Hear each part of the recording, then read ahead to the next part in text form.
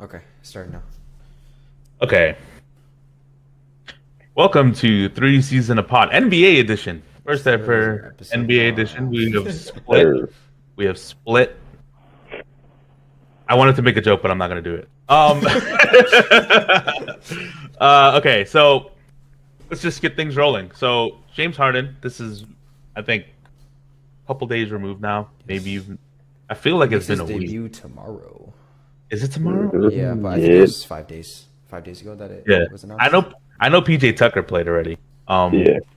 But yeah, it was October 31st when the trade went down. So yeah, it's been about 5 days. Mm-hmm.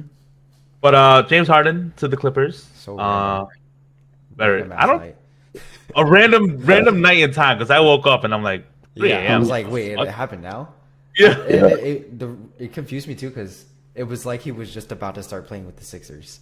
Yeah. He just started showing up with the team, he was on the sideline court, all that kind of Yep. stuff, and I was like, okay, it's gonna happen, and then he'll probably just like sandbag it until halfway, and then Yeah. he'll get traded. But hey, he got Yeah. traded off for it, so You know- I'll take Hey, it. he got traded off for it. You know- So I'll take it.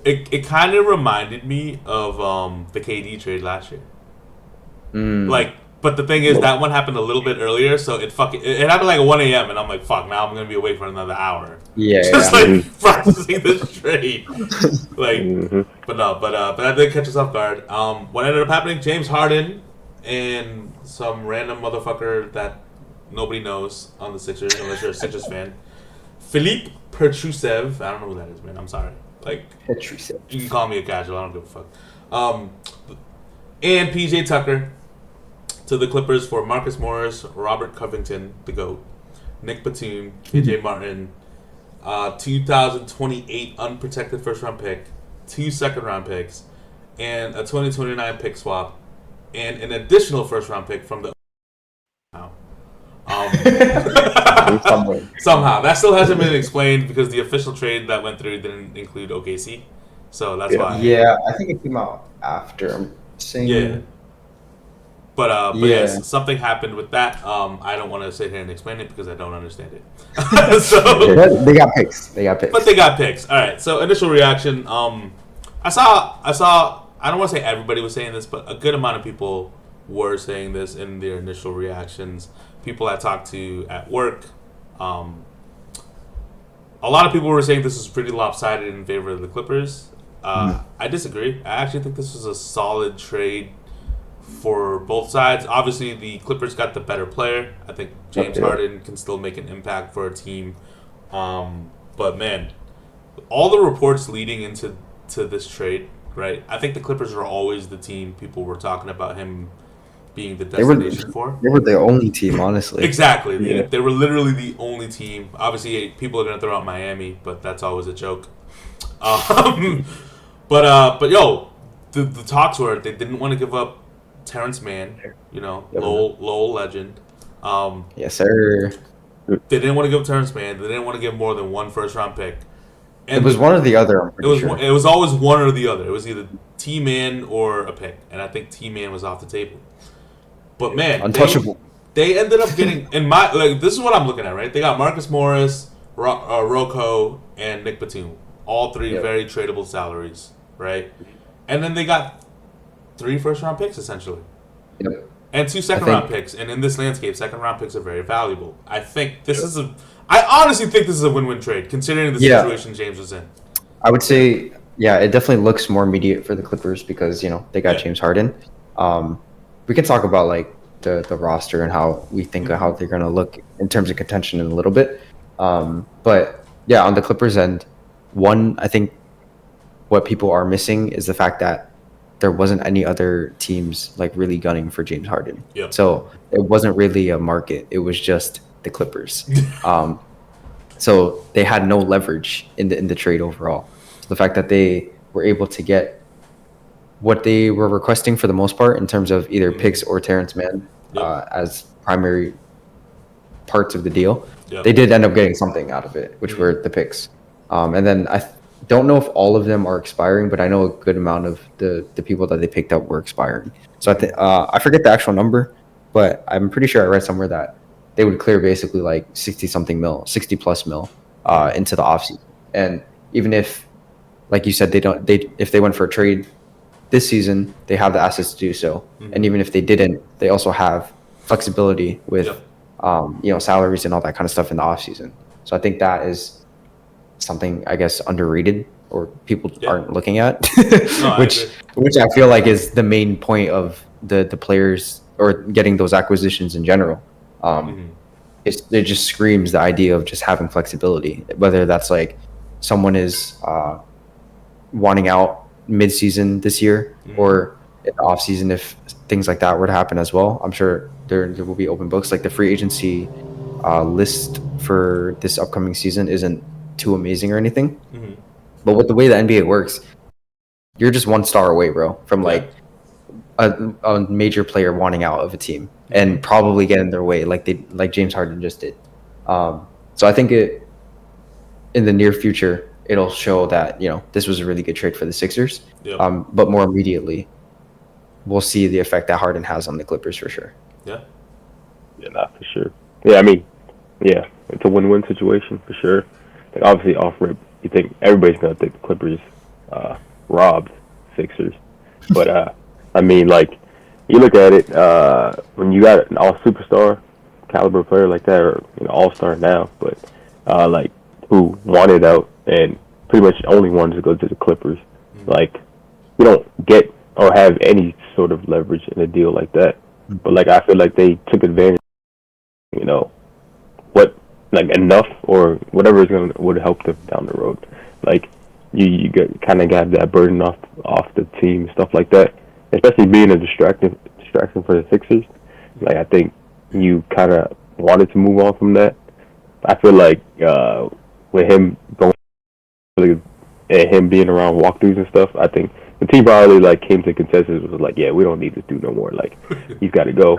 So like, and then on the Sixers end, like you're getting 3, even like if you just keep the veteran players for the rest of the season and you don't make a trade, like you got 3 vets, bro. Like you can't sleep on Marcus Morris, man. But his time in Boston, he obviously made an impact. He like made his teammates better and stuff like that.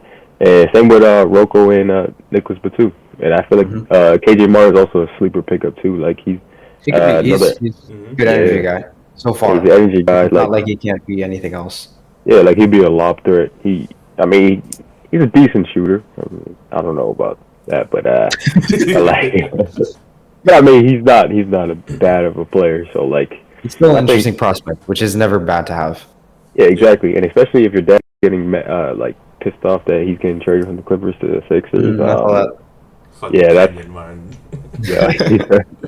But I mean, yeah, like the Sixers, they've been doing actually pretty solid this season. So the fact that they can finally move on and like just focus on and give the keys to Tyrese Maxey to be the GOAT, I think like it's gonna unlock another facet of his game. He kind of gained that confidence from Harden to start, but now the fact that he knows that he's going to be the duo with Embiid and roll and kind of find their niche for him, I think it's going to really help that team. I mean, they're still not going to be. They don't scare me, but I mean, they're not going to be a title contender after losing someone who was borderline all-star or like potentially all NBA and stuff like that. But I think for sure the Maxey ascension and the idea that he looks like an all-star has made it a lot easier for them. And I think it even further solidifies the idea that they could just roll out with role players right now and fill the gaps with the guys like Rocco and Batum and stuff, because they may want to see how far this Maxey and Embiid thing can go before they make the addition of another star. Right. Because they don't even know what Maxey's like ceiling is yet as that number 2 or like the primary ball handler. So if they were to right away and get like a Zach LaVine, which was like rumored or something like that, obviously defensively I wouldn't like that already. But it just feels like that would take away from what Maxey is already showing right now. Because I feel like Zach would take that second score option, while like Maxey seems to be thriving as like the initiator of the offense, but also like the secondary scorer. and it's just it's really exciting to watch. Like I really like Maxi's game. He's super dope. Yeah. Yeah. Every time I've watched him play / like watched interviews and stuff regarding him, seems like a cool dude. So Yeah, and I want to see him take that. I feel like an overrated, not overrated, underrated aspect of that trade is, dude, that Clippers pick is in 2028, and it's unprotected. Yeah. Dude, like, because the Clippers don't have a cornerstone young star, right? Paul George is 33, Kawhi is 31, James is 33, right? In 5 years, like, let's not let the LeBron effect fool you. Like, not everybody is going to be 25, 5, and 6 at 38. Like, it's just Especially- that's not normal. Especially with their stars, man. Yeah, Like, especially with their stars who have been injury prone in their prime. Like LeBron was healthy in his prime, so like this is an insane haul in my opinion. Because in 5 years, that Clippers pick could easily be a top 3 pick, easily. Yeah. You know, like Easily. I love T Man, but there's no cornerstone there at the moment. yeah. like that you. I mean, build on, you know? he's an older piece, anyways. Yeah. He's 27. Yeah, It is like low key hilarious that he's untouchable. yeah, quote unquote. exactly. I mean, he a legend in our books, obviously, but But to add on to what you guys were saying about the Sixers, I do like the move a lot for them because the role player aspect, I do think they have a lot more depth with adding those guys now than in previous years where they felt more top heavy. And when they went to their bench is when a lot of teams typically made runs against them, and I don't think that's a problem this year. And like you guys were saying, the Bulls situation, right? You were talking about Zach LaVine. It could be anybody. It could be DeRozan. It could be Vucevic. One of those guys. I can't think of another star right now that's disgruntled, but they have all. yeah, the or just like a team that really Yeah. gets to blow it up. But they have all the assets. I know a name that was being thrown around was OG Anunoby. Yeah. But no, like or even Spicy P, right? Pascal, like, yeah. one of those- Pascal's there for sure. like one of those Which guys. I would like more so Yeah. than any of those other guys because we've seen Pascal be able to do it all. Yeah. Rather than Yeah. just like I'm trying to get my bucket. But I think the point is like as fun as it is to make fun of Daryl Morey, I really think this is a great move for them. Yeah. Because They had no other choice too. yeah, they had no choice. They were backed into a corner, and they got a great deal out of it, which is crazy. And I think now they're in a position where they can still maybe not be a tier 1 contender, but they can obviously they're not going to be a fun team to play against. I don't think. Yep. If healthy, agree. they're not going to be a fun team to play against. They took us to 7 games last year, so Yeah. I think that's a testament to how good their team actually is. And Two James Harden 40 balls though, but yeah, I know. And the one signature Embiid moment, right?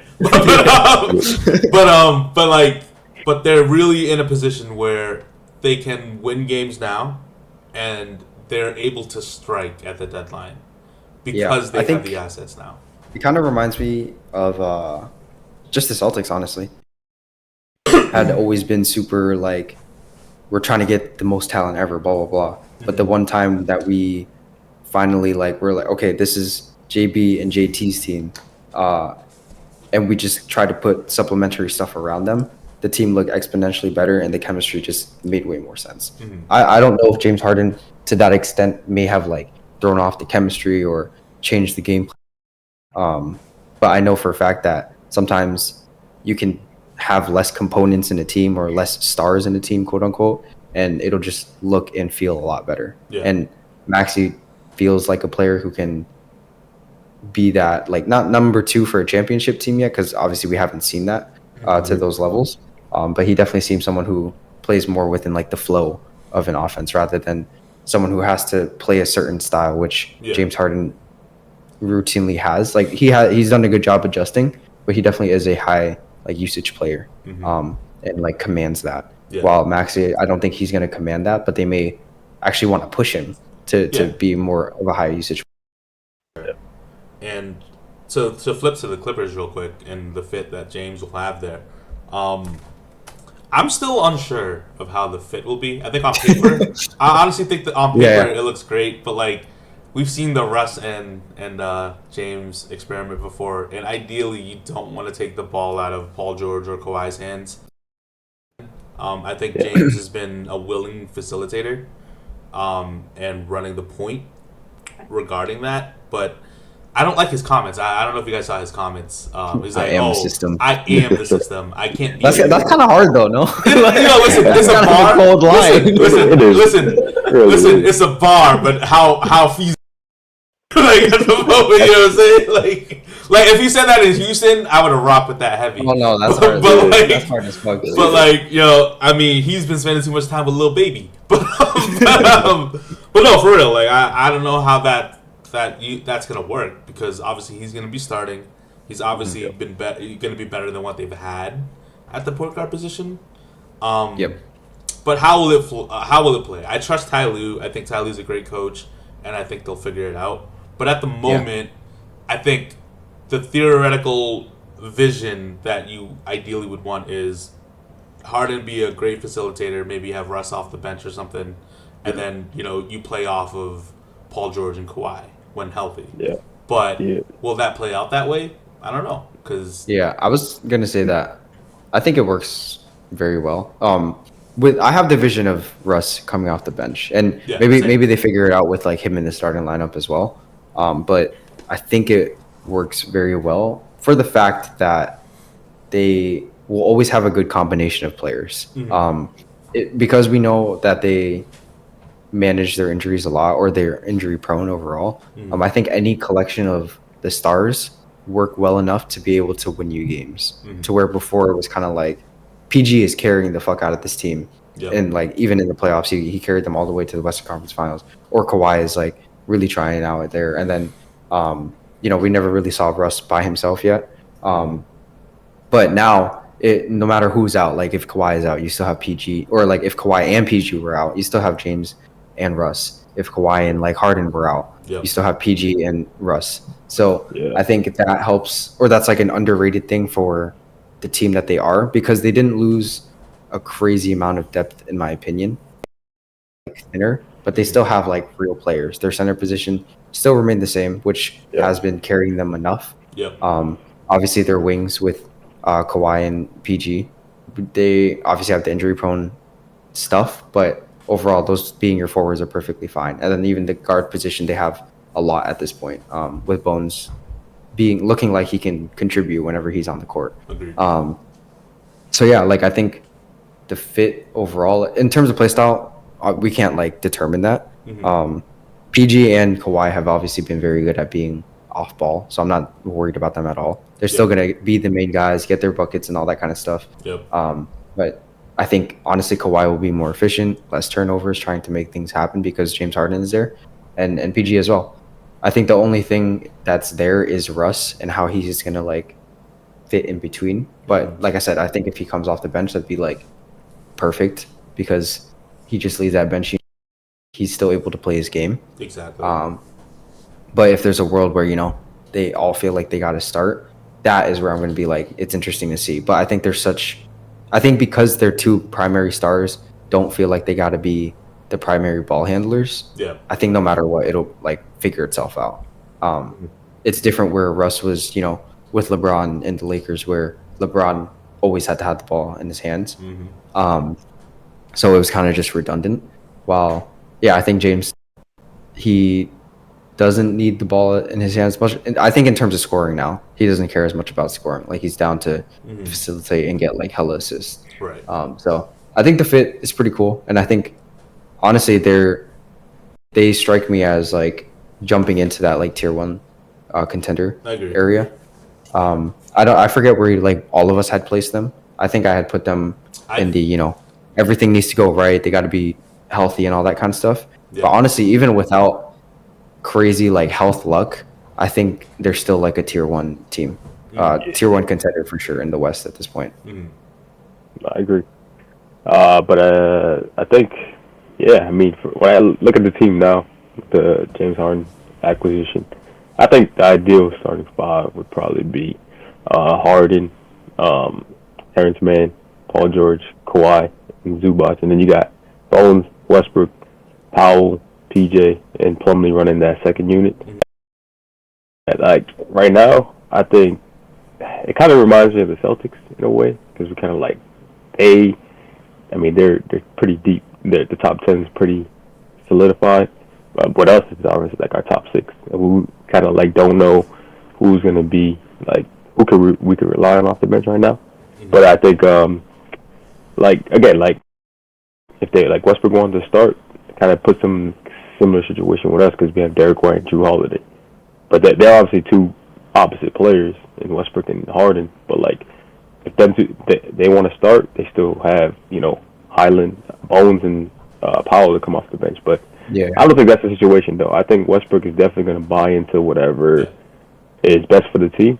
But Harden's definitely going to be the main facilitator because right now the Clippers, their pretty much go-to scoring is isolation with Kawhi Leonard. So adding that different element in James Harden and knowing like the certain level he could take them is definitely going to help take some ease off of Paul George and Kawhi Leonard. But I think it's obviously going to take some time for sure. Like Yeah. like the Bucks situation. Like I knew they were gonna have struggles. Like the Clippers, it might be a little easier for them, but still, I think that time. I think it'll be easier like off, like winning right away. Yeah. Because I think the wins will come, but I think actually figuring out like the free flowing system or even how they would take it when it comes like playoff time, I think that'll actually be a bit more difficult than the Bucks with Dame and Giannis because they don't know the variables with the ball handling situation between Russ and James. Right. But like I said, I think off pure talent and just shot making, they can easily win in like the regular season compared to like obviously if Dame is suffering with a shot or something like that, then it's just like how's he going to get Giannis involved and stuff like that. And we're Right. personally, I feel like It's obviously going to be interesting to see in the initial phase. I think you guys. I think we were saying his debut is tomorrow. yeah. But on Should be. paper, they do look really good. I think top to bottom, they have probably, arguably one of top 3 deepest teams in the league. Yeah. At the moment, 1 through 10. I agree because we're like 7. Yeah. Obviously, like that 6, 7 is like really, really good. Yeah. But yeah, their 10 is like all. A lot of all these very, guys very can start. Yeah. Yeah. So it kind of like Nathan was saying, it kind of reminds us of the Celtics last year. Like we had a lot of starters coming off Yeah. the bench. But it'll remain to be seen. But on paper right now, I would agree. I think they're a tier 1 contender. Looking at that squad, top to bottom, and yeah, they may have leapfrogged a couple teams for me, I'm saying. especially with how some of these teams have been playing. You know what I mean? And I think we know what teams we're talking about. But we can get to that. We can get to that next. But I want to talk about the play-in tournament. In-season. The in-season tournament. It's so confusing. Yeah. But the in-season tournament. I wonder if they're gonna like create a name for it, or if it's just gonna be in season. I think they're just gonna call it in-season, right? Maybe. Because like, For now, at least. yeah, I know that I think a name for it would be kind of cool. Just like Champions Like, League and all that kind of they, stuff. yeah, Like, they do this shit, right? In the Euro League. and they have different cups and all that stuff that they participate in. Yep. I will say, I like the courts. I don't know. The courts are nice. A lot of people were saying, listen, I didn't really like the Celtics. I didn't like the way it looked in the what is it preview. called? The preview. But when Yeah. they showed the actual court, Yeah, no, I fuck with it. it looked nice. I fuck with that. I don't care. You can call me tacky. I don't care. I'm not a interior designer. Bro, I it's don't just give a it's just fuck. something interesting, man. It's like, something different. It looks This, nice. this shit could get so stale. Yeah. That I'm like, yo, I'll take it. Who cares? Like, Go- it reminds me. Not obviously like the other ones are way different, but like the Yeah. finals courts and stuff like that. Right. I think those are way nicer and like way more dope. Mhm. But it's still just adding something interesting. It is. Exactly. I always like the aspect of having colors on the court. So Yeah. you play 2K and you create your own. Kind of franchise. reminded me of just like Yeah. of like 2K or like Yeah. college stuff. Yeah, that's just fun, man. Yeah, so I was like, fuck it, I'll take it. There's So something I like that offer. Yeah, and here's the idea, right? So like the initial reactions, I watched the games they did play on there. I think. That Warriors They had game was that nice, Warriors man. game. Warriors Oh, game. first of all, that should have been a offensive goaltend on Draymond. How the fuck do you overturn that? First of all, I don't know though because That's the whole Giddy situation, like he touched the net as well. but Draymond Yeah. touched the rim first. I don't know if he. I don't know. He I touched the forgot. rim. It looked like he I did. didn't see it. That's why I didn't see the Yeah. actual replay for that one. But bro. I did see like a lot of clips for it. You can argue he didn't touch the ball, but he definitely Mhm. touched the rim, and the offensive player can't touch the rim. Like, Yeah. Mhm. but you And know, then I know I saw the argument for other people being that Giddy touched yeah, the that net Giddey before touched he it. touched the rim. Yeah, I don't know. So then that would like offset it. But the thing is, they didn't call anything about the Giddy Exactly, they touching the called the net. Draymond They thing. called That's it what was Draymond. confusing me. Yeah, Yeah. you can't review that. Man. Like, Yeah. but no, but anyway, still a great game. Great game. I do think, for the most part, from the games that we were able to see, I can't speak on the other games because they didn't televise it. At least A little bit of the Bucks one. nationally. Yeah. Yeah, even the Knicks one. I saw the Knicks one.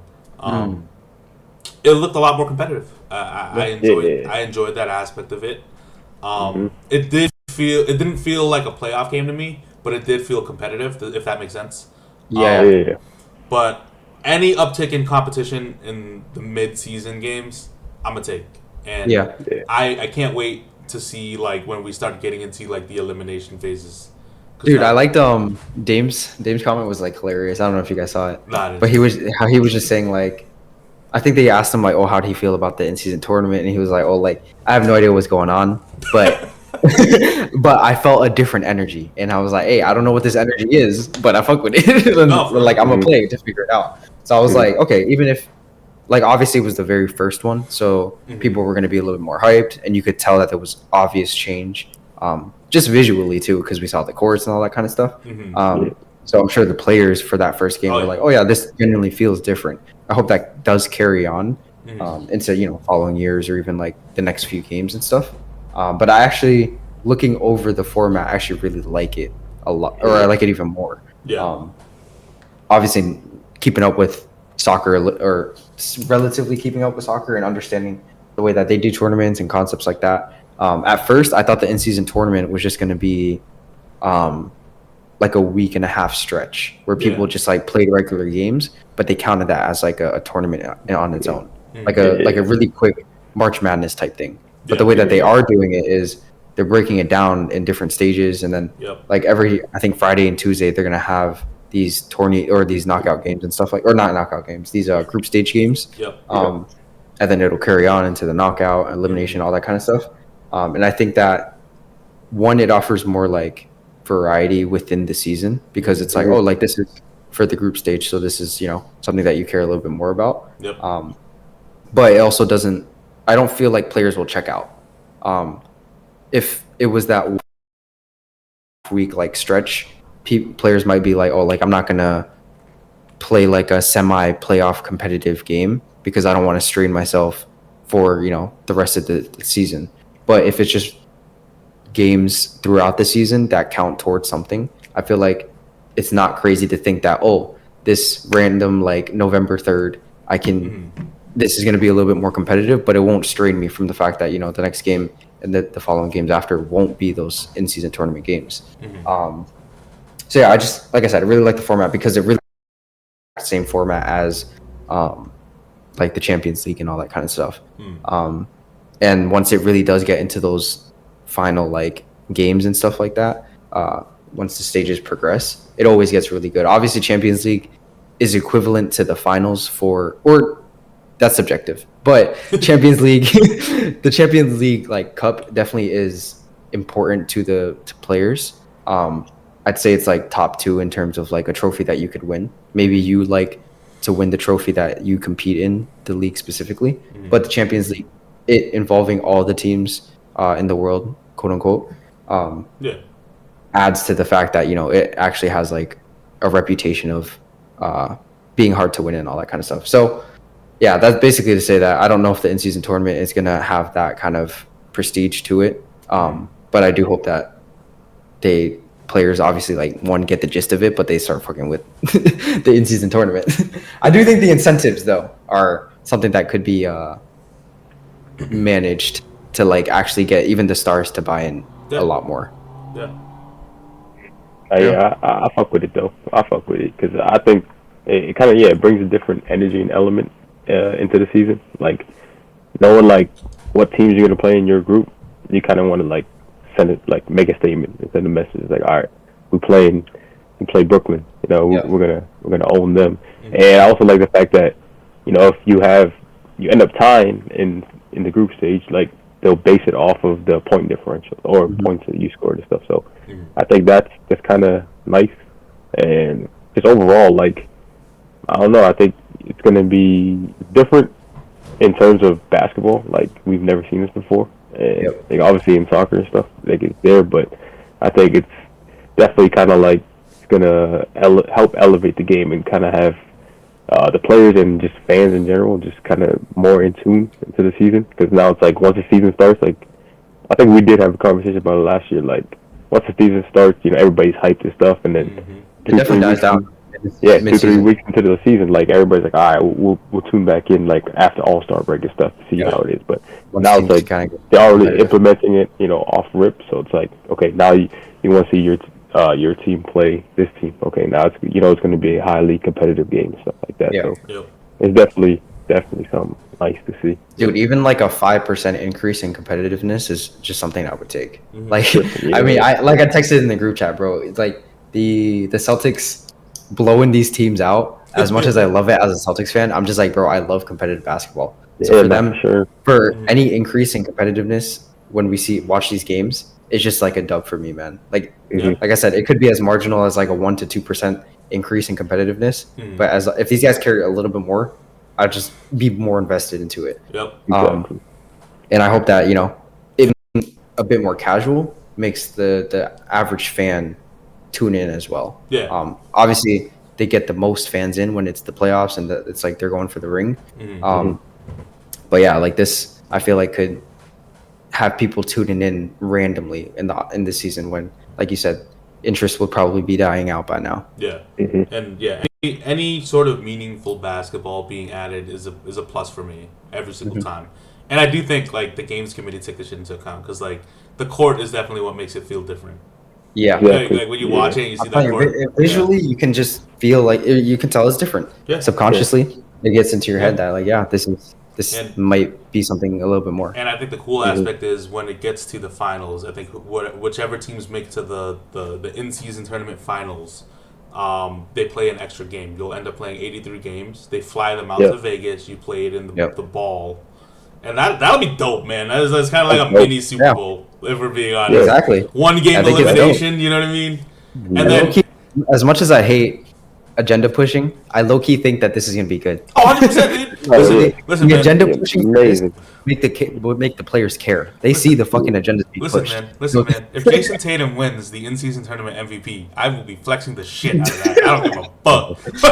That, and I just think that, like, say people were to outplay another, people are going to know that. In the regular season, people don't really give a fuck. Like, okay, they just shit the bed. Like, people are going to be like, oh, they're going to say random things like that. Or like they'll have their random like agenda pushing tweets and all that to like hate on him, but no one really cares. Exactly. It's when the playoffs happen. If he were to really choke, then that'll be like more of a lasting thing. But I feel like in season tournament, it just gives, even like I said, that little 5%, it might mean a little bit more when those agendas are being pushed, like 100%. like playoff and all that kind of shit. Like that's gonna be like that, but like a little bit toned down for the in-season tournament if people start talking.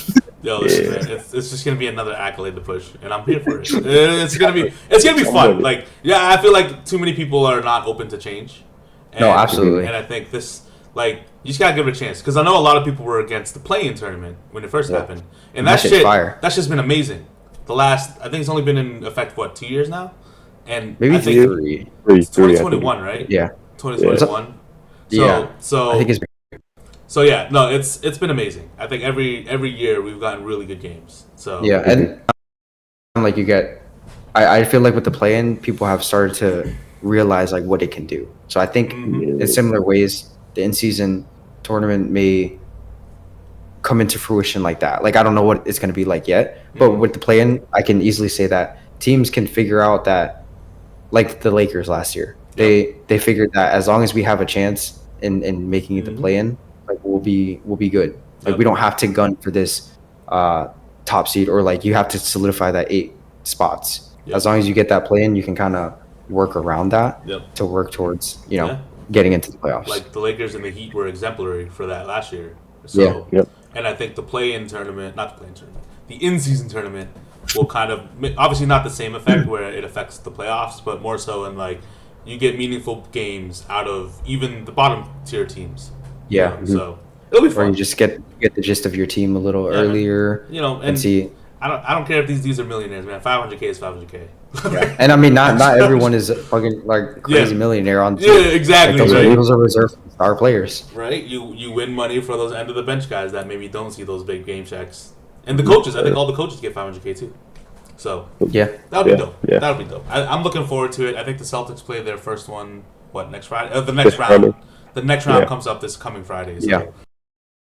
I do wish they played like all the games like nationally. At least like I know they have the crunch yeah. time thing. But I'm not trying to pay $50 for that right now, bro. Like, let's relax on the price. No, dude, all that shit is just horrible. That stuff is horrible. But I do want to have more access to those games, just Yeah. to get a Yeah. better feel for it. But yeah. So moving on. Speaking of disappointments. Okay, so I don't know if you guys want to go first, or one of you want to go first for your. Well, we're gonna impressive do- teams. Impressed or teams that we're impressed with and Yeah. disappointed with. We're gonna bounce around and stuff like that. So Mhm. we can. Neither you can go first. impressed? whichever one you want. You could do impressed or Oh. disappointed. I mean, I kind of tied it into both. Like teams, and the kind of team that I was high on was Orlando. Definitely impressed with them. I think we all say we core, and I think with Apollo being number one and Franz actually being like a fringe number one, but really kind of taking that back seat. But just I think overall Orlando's just they're a fun team to watch, man. I watched them run last night too to play against the Lakers, and I watched when they played in LA. Dude, I think they're just energy. I think there's a difference. Like a couple years ago when we played Orlando, we're like, oh, this is gonna be a cakewalk. Now it's like you see the improvement and all the added talent that they actually like. That's low key been underrated. Definitely, it's kind of surprised me too, like how fast it kind of like shifted and grew up in a sense. Like Jalen Suggs, a lot of people were shitting on him last year. Like he had a shit year last year, and yeah, I think you can see a difference this year. His energy is different. He's really grown as a playmaker and just all around game. I think you kind of see his skill set and what he brings to the team. And I think just overall that team is just they complement each other pretty well. Like they all understand their roles, but at the same time, it's like they seem that they're growing in a sense together, and Yeah. it's just been fun to watch. And so I've been extremely impressed with them. Like they're I think they're fourth right now, 4-2, fourth and sitting that. So, they're not undefeated like us, but still, like they're pretty good, man. They're good. They're good. No, I agree. I definitely had them on my list because I was pretty high on them. You guys know that. I had them in the, I think solidified in the playoffs, Yeah, not even in like. Yeah, I think I did too. Yeah. And they're interesting because they feel like they're not even at the point where they're excelling everywhere. Like I think of the Thunder, right? And I think of Shea and like J Dub and Chet and stuff like that. They're all kind of playing at like optimized role and like the best to their ability. And obviously they're going to keep getting better as they get reps and experience and all that kind of stuff. But I feel like with the Magic, they're still figuring out that like most effective like maybe style between each other, and even like as individuals, like even Paolo and Franz have not been the most efficient yet. Yep. But they still are getting it done. They have, I feel like, bro, it's crazy. Like 1 to 3 from each of their positions are like viable players. Yeah. Point guard, shooting guards, small forward, stuff like that. Like they all have unique skill sets, but they also have a lot of potential in each one of them. Obviously, they have like the guys at the top with Paolo and Franz, but after that, like everyone's trying to prove themselves, but also they're still like serviceable / like really good players still. So that just like adds on to everything. And yeah, it's weird to say that like I wouldn't say like they're winning by talent, but they're just winning by like such good amount of talent overall, I guess, because they just have so many like pieces to throw out at once. And yeah, I think their size is like super crazy too. Like, bro, from like this 2 guard down, they're just like huge, and it's definitely annoying as fuck. And as a Celtics fan last year, that was like one of our biggest issues, having like a team that big in size out hustling us, out rebounding us, and just like bodying us up. And it seems like they're continuing to do what us personally saw as like Celtics fans whenever we played them, because they fucking whipped our ass last year. Every time we Last year They sure did. to see them carry that on into other teams, and also like what they were looking like in the second half of the season when they actually had like point guard play and people were connecting with each other and stuff like that. Yep. It's really nice to see. Yeah, I mean, Orlando's looked really good. I think all of us had them pegged as an up and coming team, Mm-hmm. and it's showing, man. They have talent across the board, and to build on that, the size is scary, and I think it's very rare to see across the board. I think a team with everybody 6'7" or taller, and physical, and they're a physical team. So And they're two like 6'7" and top guys that are like the best players are just fucking utility players, man. They do everything. It's crazy. But yeah, no, they're definitely an up and coming team. A team that impressed me. I know we're beating a dead horse here, but I can't help but talk about the fucking Warriors, man. Yep. The Chris Paul edition. I think we talked about this a little bit. I'm saying, man. Episode I'm 1, and saying. even episode 2. Like we were like, you know what, this might actually work, and Yeah. it's fucking working right now. Like, It is. and I really do think, man, the IQ levels of the players they have, and specifically, Chris Paul and Draymond, like it's so annoying to play against those guys. like in that game that we saw, like we just referenced, where they played who the fuck did they play?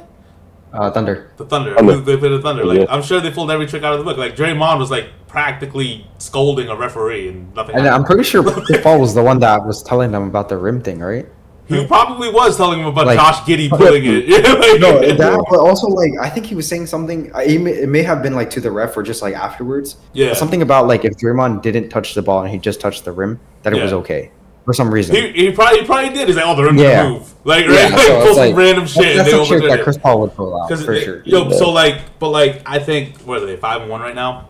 Yep. Defense doesn't look that great, but it's just that tried and true tradition where the team has the experience. They've gone through the motions. I think there was a quote where they were like, "Yo, this is what we do." Like it's like up until last year, a Steve Kerr coach series, right in the West or whatever, and.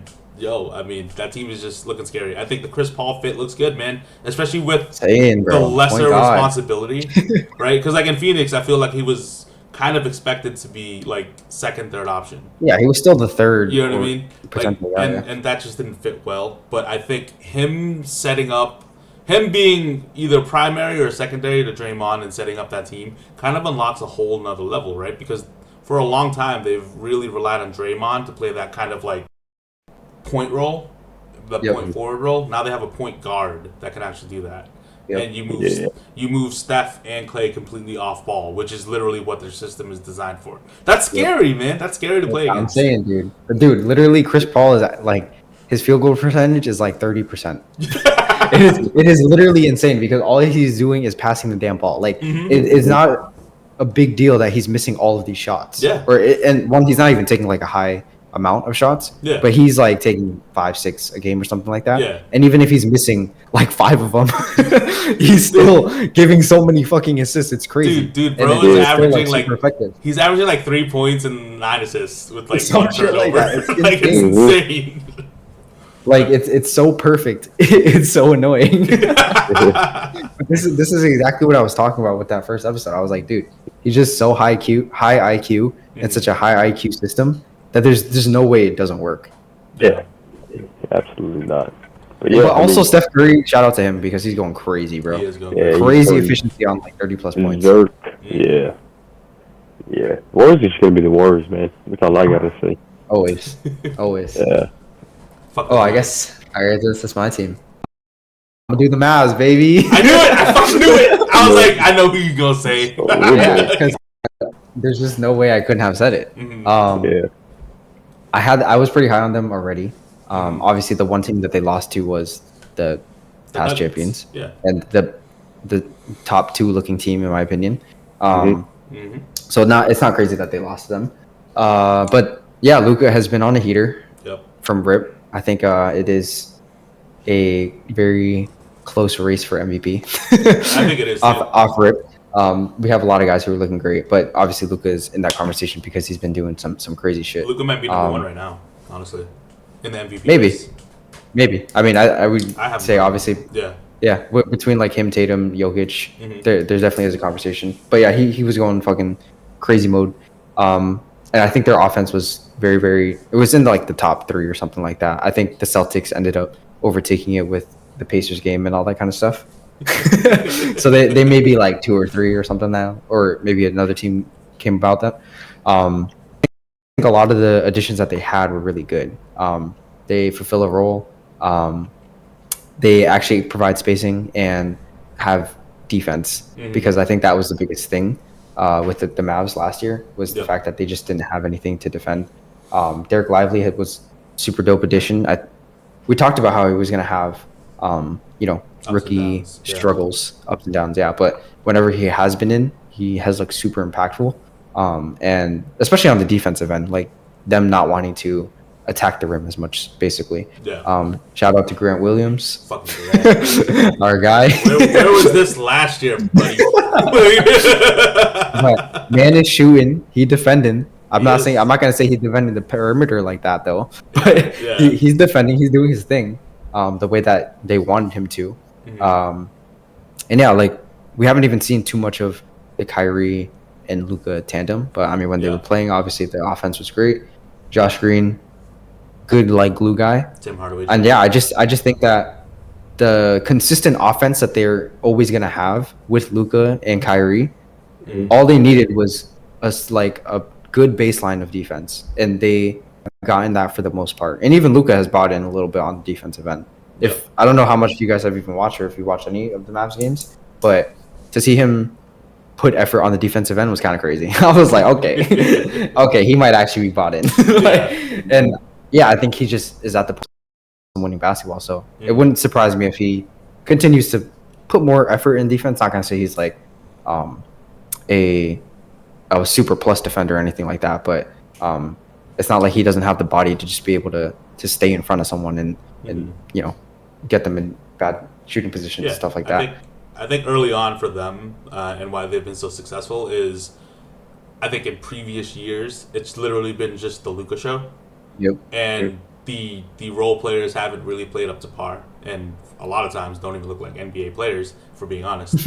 Yep. But this year, when the fucking Grant Williams, man, where the fuck was this last year? Well, like Grant is playing like a legitimate top tier role player, right? Yeah. And Yeah. I think Tim Hardaway Jr. has been really consistent scoring off the bench. Josh Green has been really That's good. like a perfect bench piece, man. Right. Tim Hardaway Jr. You know what I mean? Mhm. Derek Lively, like you were saying, I know ups and downs as a rookie, but he's looked really good on the defensive Mm-hmm. end, and like kind of reminds me of like the Tyson Chandler days when he was there. That kind of really I helped. mean, that's what you know. that's who is helping him a lot right now. Yeah. He's mentoring him, and yeah. they're comparing him a lot But to that's Tyson really, Chandler. but that's really what the Mavs were missing, right? Like, if you're not gonna look good defensively if you don't have an anchor back there, like it's just Exactly. not gonna happen, especially in today's NBA. And I think Lively really provides that. And I do think Grant is a complementary piece to that. He's good at what he does in that scenario. Like, you Yeah, don't he want- still is yeah. good a defender. Like Yeah. in the whole grand scheme of the NBA, he's still Exactly. like a good solid defender. You don't want him one-on-one defending a guard on the wing, but he Exactly. can hold his own in the paint and he can rotate and help. Yep. But yeah, and obviously you add an extra primary ball handler in Kyrie. Like that team is actually complementing Luka now, as opposed to Mhm. like relying on Luka. Right? There's still where he's playing like an MVP right now, but I do think that's the difference this year, where you're getting contributions across the board, and that wasn't the case like the last 2 years. It was Yep. literally Mhm. just Luka or die. So Yeah, pretty much. For sure. That's why I've been a lot higher on them for sure. Yeah. Like his supporting cast looks way better now. Like it is still kind of, in my opinion, like the Luka show, but like for sure. now it's like he could he could do what he got to do, but like everybody else around him is gonna perform. You know what I mean? Mhm. Like now it's just like it was just him, but now it's like all right, I got Kyrie or I got all these other shooters around me that I can make better. So it definitely was good to watch. Like when I was watching the Denver Mavs game, like he had some pretty crazy plays. Like I know he found Kyrie on a like an open 3-pointer, like a crazy ass pass. I was like, damn, that's shit that Luka can do. Like, Yeah. I think the thing about Luka is like he's so like good, like as like his superstar stuff, but like there is times where he kind of just like checks out a little bit because in that Denver game, like he took a pretty bad three and he just didn't even get back on defense. Oh, for It's sure. kinda, yeah, like That's like Yeah, but- typical for superstars for sure. Which, yeah, high key, I'm like, we're kind of blessed. Obviously, like we've seen that with Tatum in random spurts, but it was mainly like arguing with a ref or something. Yeah. But for the most part, this man is always trying to. Get He's back. always in it. Yep. yeah. I mean, yeah, the Mavs are good though. Like, I definitely think that they'll sustain this within the rest of the season. But Yeah, nothing from it. Me personally, obviously, I had a biased pick towards them, but nothing seems like it's unsustainable or like Yeah. they're shooting lights out or anything like that, or they have only played like really bum teams and stuff like that. So Mhm. it seems like it is going to be sustainable, barring injury, of course. I agree. But Shit, shit. Even- Yeah, go ahead. we're gonna do another surprise team. I mean, I have one. Yeah, I was Yeah. going to do. I got one more team too. That isn't like winning, but you can go first. Yeah, I mean they're not winning. They're pretty solid 3-2, but I'm gonna stick by what I said in the last episode, and I'm gonna go with the Timberwolves, man. Okay. Yeah, bro. Yeah, they're pretty surprised. I'm pretty not really surprised. It's kind of where I like wanted them to be, but like Yeah.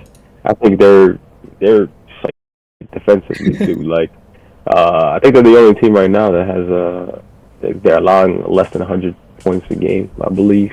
Yeah. And I think the offense is going to come, in my opinion, especially led by Anthony Edwards and Agreed. you got Cat. I mean, it's obviously going to take a hit when you got Rudy Gobert, so can't freaking shoot or he's finishing the paint. But I mean, they got a pretty good supporting cast too. With Kyle Anderson, you got vet Mike Conley, who's always going to be steady. Definitely underrated. I Yeah. think he's definitely going to help again unlock the potential in Anthony Edwards. But I think it's all on Anthony Edwards to kind of like take that next step.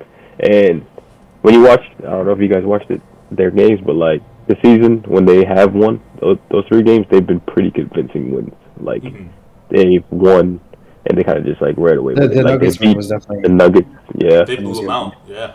yeah, and they just blew up the Jazz yesterday. Did he and last Jazz night. a little bit not as much to me. Not as because much, but they're Yeah. them, but the Nuggets win was definitely big for me. yeah. I But like I think that's definitely.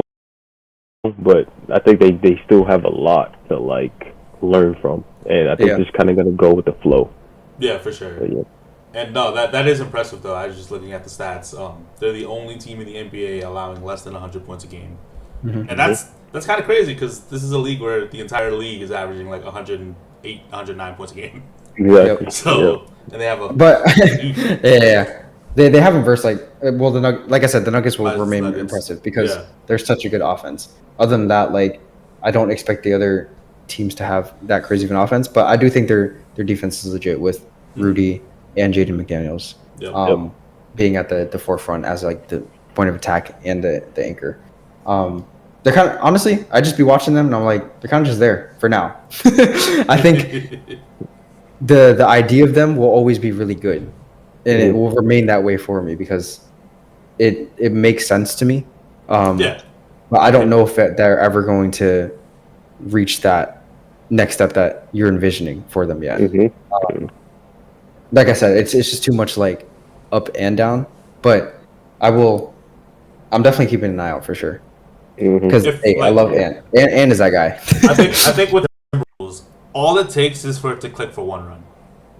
That's what I No, think. for sure, for You sure. know what I mean? Teams will be like that It's one of all the those. time. It's one of those things. It could literally be like, I don't want to compare the teams, but like it could literally be like the Atlanta Hawks, where shit just clicked and they just made a fucking Eastern Conference Finals run. Do you know what I mean? Yeah. Like and 100%. and in one of those scenarios, I look at the Timberwolves maybe not as even a dark horse, but more so as like if they're in the playoffs and they're clicking, they're gonna be an annoying team to play against Yeah. for any top tier. I just don't know if I. That's what I'm saying. I don't know personally if I'd jump on that it clicking. Yeah. Because with it clicking, it's like luck with Right. the Hawks. Even on the Hawks run, like the Hawks, yeah, it was clicking, but they also didn't verse anyone crazy to get to that The conference Joel finals. Embiid Sixers, man. The Ben Simmons Sixers. So yeah, I mean it definitely is in the cards still. But Yeah. I just think with the West being as good as they are, it'll be very hard to find that run happening. West- You know what I'm West is saying? stacked. Yeah. Yeah. While like there were definitely some holes, and there still are some holes in the Eastern Conference, Yep. where like if you get a fortunate seed, you might verse two teams who may not really have deserved to be there, Yep. compared to the West, where I feel like every team will be annoying to verse. Yeah, like 1 through I want to say 1 through 9. Would Yeah. be annoying to play against. In the Definitely. West. I don't know if you had another team, Riz, but I'll just say, I didn't. You can go ahead. yeah, my other not super winning team yet was the Spurs. They actually, in my opinion, outside of like the Wemby hype and all that stuff, they look competitive, and well like drilled, I guess you could say. They got like actual NBA players with Devin Vassell, Kelvin Johnson, that kind of stuff. And Wemby just adds like a whole nother element, bro. On the defensive end, this dude is insane. Like, I forget if this statistic has changed or if it's not as current or something like that. But I think it was something like there have been like 65 shots taken on Wemby, which teams have obviously learned at this point to not want to take shots on him and paint and stuff like that.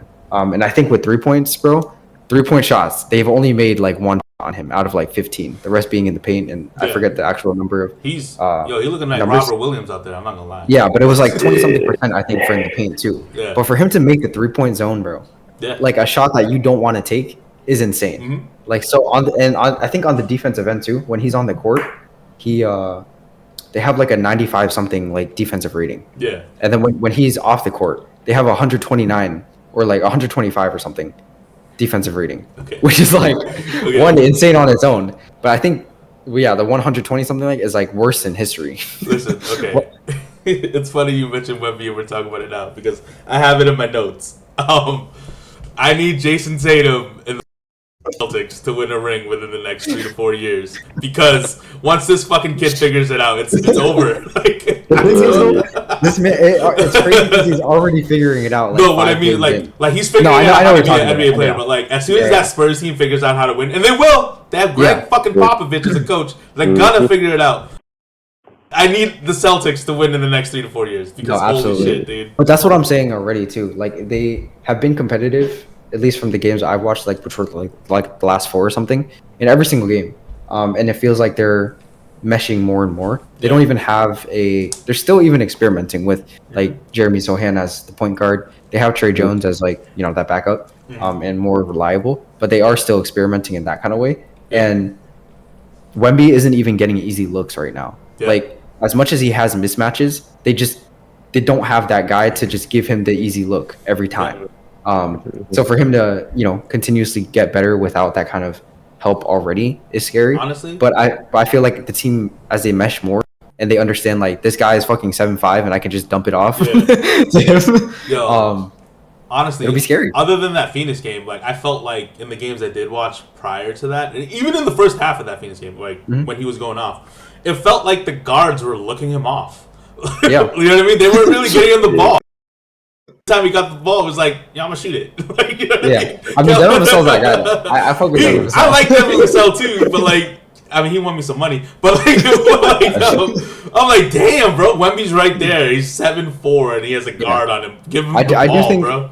I do think Devin Vassell helps with Yeah. not having as much like focus on it because I think Devin Vassell is like pretty legit. He is in terms legit. of He is legit. shot making and all that kind of stuff. But yeah, I mean, I think the Spurs overall, they're fucking like babies in terms of like learning how to play with each other and being competitive. Yet they're still 3-2 Yeah. and look better every single game, like dramatically as Wemby gets better. Mhm. So they could be like a sneaky like competitive team, man. Like I would not be surprised I can see them playing. if they snuck into that play-in, Yeah, I can see that. which teams weren't expecting him to have that immediate impact yet, and the Spurs to be that good yet, quote unquote. Mhm. Yeah, from having number 1 pick to being potentially in the play-in is kind of crazy. And they beat the Suns twice. They did. Twice. Even with And the Booker second back, time was like too. convincing. Yeah. That's what I'm saying. Like these wins Hey. add up for young teams. Like they realize, Yeah. yo, we can do this. Like we obviously they were missing Bradley Beal and stuff, but even the one with Booker, they blew him out. Yeah. And like they slowly came back and all that stuff. But those kinds of wins are huge for these teams. Yeah, Yeah, those were I think impressive teams. So we can do disappointments real quick. I can go first Yeah. for this one. I think we're all gonna have one. Yeah. I can go first for this one. I have the Bucks.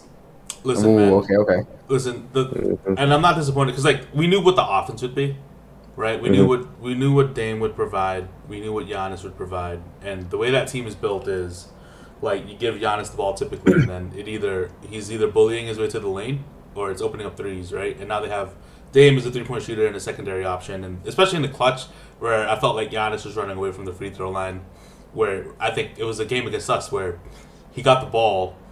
Or I forget who it was against, probably us. He got the ball at like half court and then like just threw it right away. He's like, "Oh my god, don't foul me!"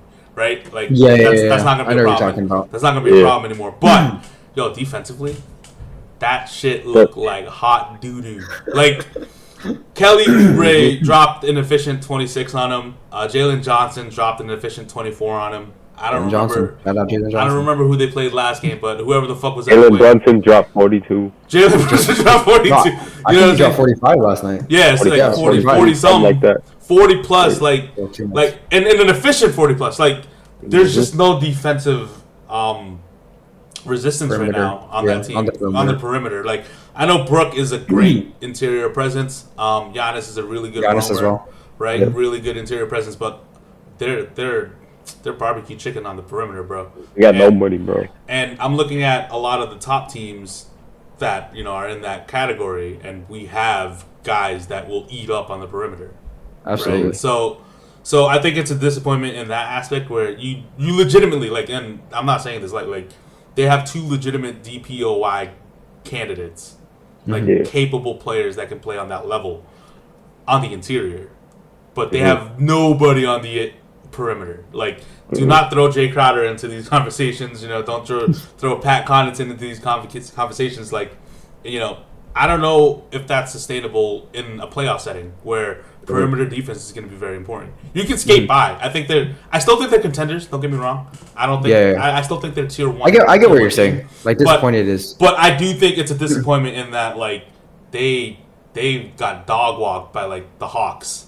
Do you know what I mean? Like that's kind of. the Hawks are 4-2. I mean, the Hawks are 4-2, but I'm just saying though, like a tier one team. No, I get what you're saying, That's yeah. really not something, and I think it's a disappointment in that like what you're envisioning for that team. I don't know if that's what I'm envisioning a lot more. I'm not. I don't have fear in my heart playing the Milwaukee Bucks anymore. Yeah, I think it Yeah. just highlighted their weakness. Yeah, Or weaknesses, and I think they're gonna look a lot better throughout the regular season, anyways. Mhm. And I think they're gonna still get that 2 seed, anyways. Oh, for sure. Just off the pure talent and all that, and the Dame and Giannis stuff will look a lot better. But yeah, the perimeter defense has always been sus to me, Yeah. because already without the change of Drew, or like the subtraction of Drew Holiday, we were already a team that kind of cooked them on the perimeter, and I mean the Heat did as well. But also they like shot ungodly from 3 throughout the whole playoff run, so I won't really say like too much about that. Yeah. We've always like had good perimeter play and cooked them on the perimeter, even when they had Drew Holiday. So I didn't put them in the disappointed. I expected this already. Mhm.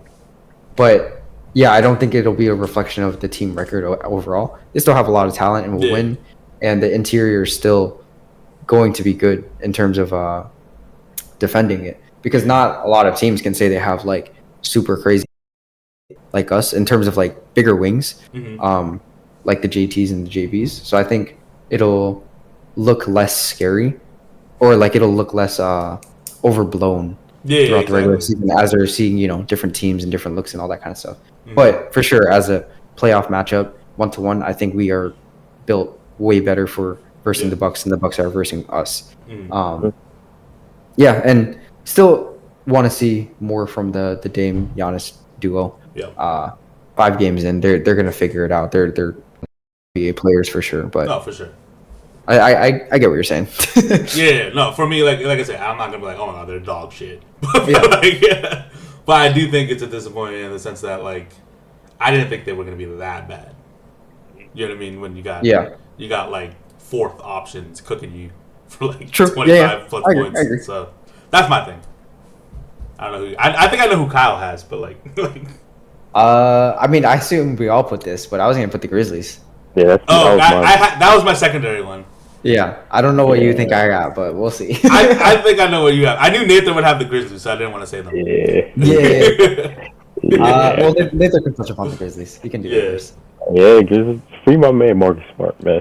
Fuck, Listen, bro. yo, be careful what you wish for. I don't want that motherfucker on the Lakers or. I don't want nah, No, bring him Bro, that'd be so fucking fun. bring him back I would- home, bro, I man. would Fuck. cry, bro. Bro. Like honestly, bro, after seeing they played Blazers tonight and they played them before, but Yeah. seeing that clip of Dude, him the and fact Ron that Williams, Blazers- Oh, my gosh. I saw that. Oh. But that clip is cute. yeah, I saw bro. that, Like yeah. I fucking missed those vibes, Also, but man. shit.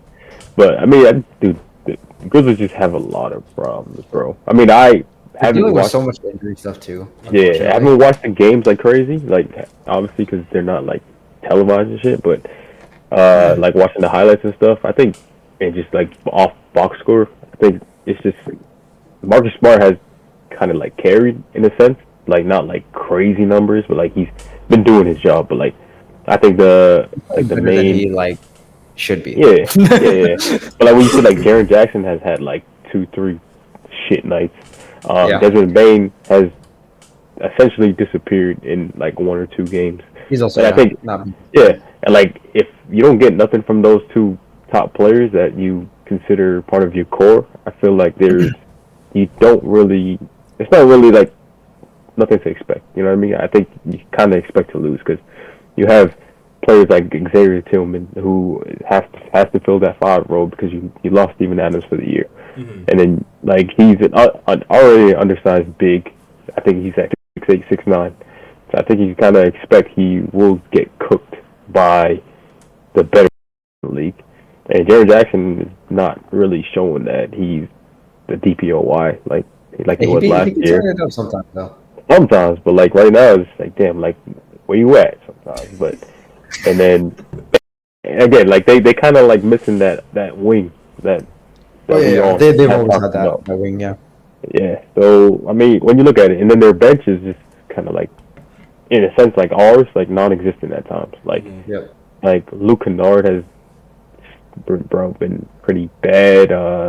They just don't have like enough talent, in my opinion. Like we all kind of, well, for me at least, I expect to be a top 3 team, which could still probably happen when Ja comes back. But Mhm. as of right now, they have a lot of figuring out to do.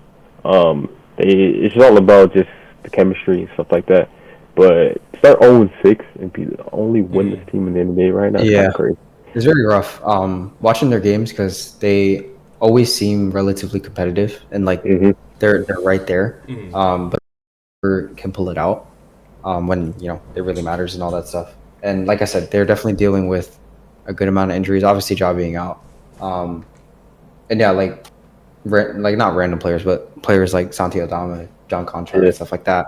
Yeah. Steven Adams, like those before they were able to get away with Ja being out because they always had a surplus amount of like good role players. So even the Desmond Bain and Jaren Jackson Jr. complaints, I understand, but personally, I feel like they're the 2 and the 3 for a reason, for one. But Yeah. the other thing is that I feel like they're also doing more than even like is expected if just one star player is out. You know what I'm saying? So like Yeah.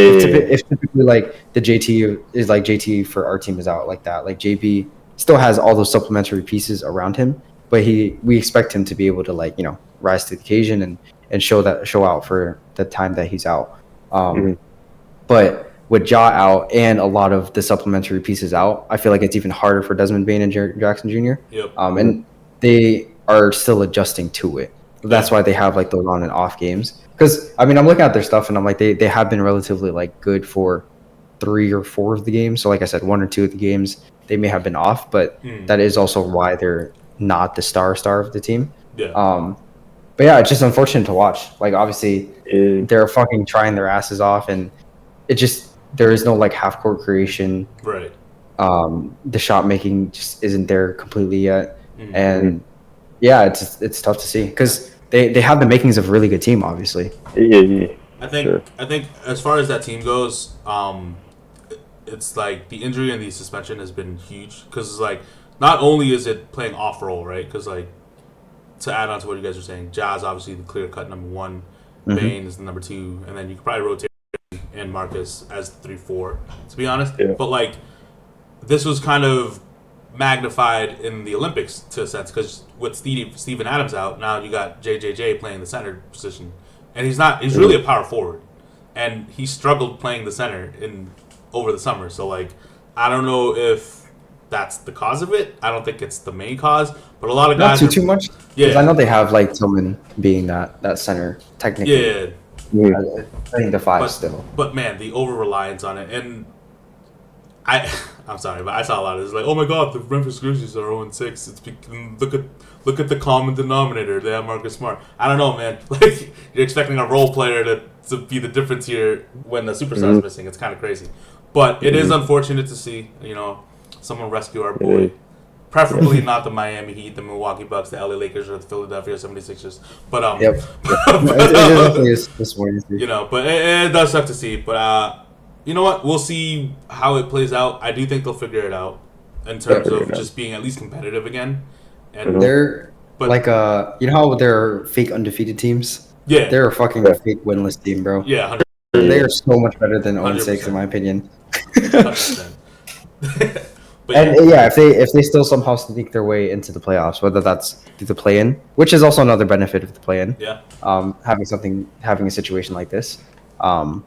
But yeah, if they sneak their way into the playoffs, they will be the most annoying team to verse as a top seed, yeah, 100%. agreed. So, Yeah. who'd you have? Well, I guess that counts as your. I'm trying to I think of know who who you you- thought I had. I thought you had the Cavaliers. Oh, I do have the Cavs. Okay. Okay. I just his pick. I thought it was an obvious pick, to be honest. No. Like They were on my pick they for were me. on, they were on my list. So I figured Yeah. you would pick them because you had Yeah, them, you were yeah. high on them in episode Okay, one. okay. Yeah. Yeah, you're right. I mean, yeah, I definitely have them. They are also kind of like injury riddled. Yeah. With their two main stars, DG's or not been two main missing stars, but games. two of their stars, Yeah. or all stars, with DG and Jared Allen. Mm. But yeah, they've kind of been unimpressive, which is weird too because they've had impressive play from their players. Like Yeah. Evan Mobley has had good games at this point. Playing the center, he has adjusted a little bit more to it. Donovan Mitchell has been on a heater He has. consistently whenever he has played.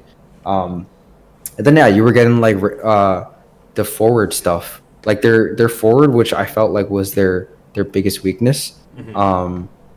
Looks like semi-serviceable at this point. Isaac Okoro has been good, Mhm. which was something that I was not expecting.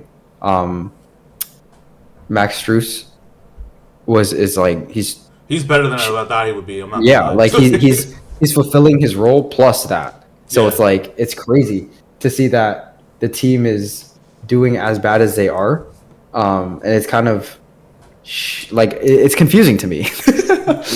But like I said, I'm to injuries and yeah. the random shakeups in lineups, because I know Dono missed like 2 games himself, alongside with Darius Garland missing pretty much all the games so far. Mhm. Like I said, I haven't dived I too think Jared deep Allen into it. played it, right? Jared Allen hasn't even played yet, Yeah, Yeah, he yeah, hasn't played it.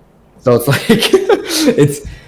I'm not too worried, but yeah, I am disappointed. And like I Yeah. said, I've been seeing a lot of good individual play with their Mhm. stars, so that has been the only like confusing thing to me. I just don't think that they have enough at the moment because, not that they're like super top heavy or anything like that, but they have maybe 2 or 3 of their key players missing at once, and that is enough for a team to fall down that hole, similar to Yeah. the Grizzlies.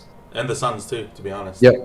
With Yeah. that, but yeah, no, like, and again, these disappointments and even the impressive teams, like, it's been such a small sample size. It's only been Mhm. mostly 5 games for everybody. Some teams have played 6 or 7.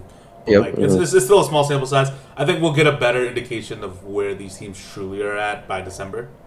But no, like we'll see. I do think a lot of these teams that we're disappointed in will figure it out, like, and have their adjustments and stuff. But and who knows? Yeah, no team has looked like.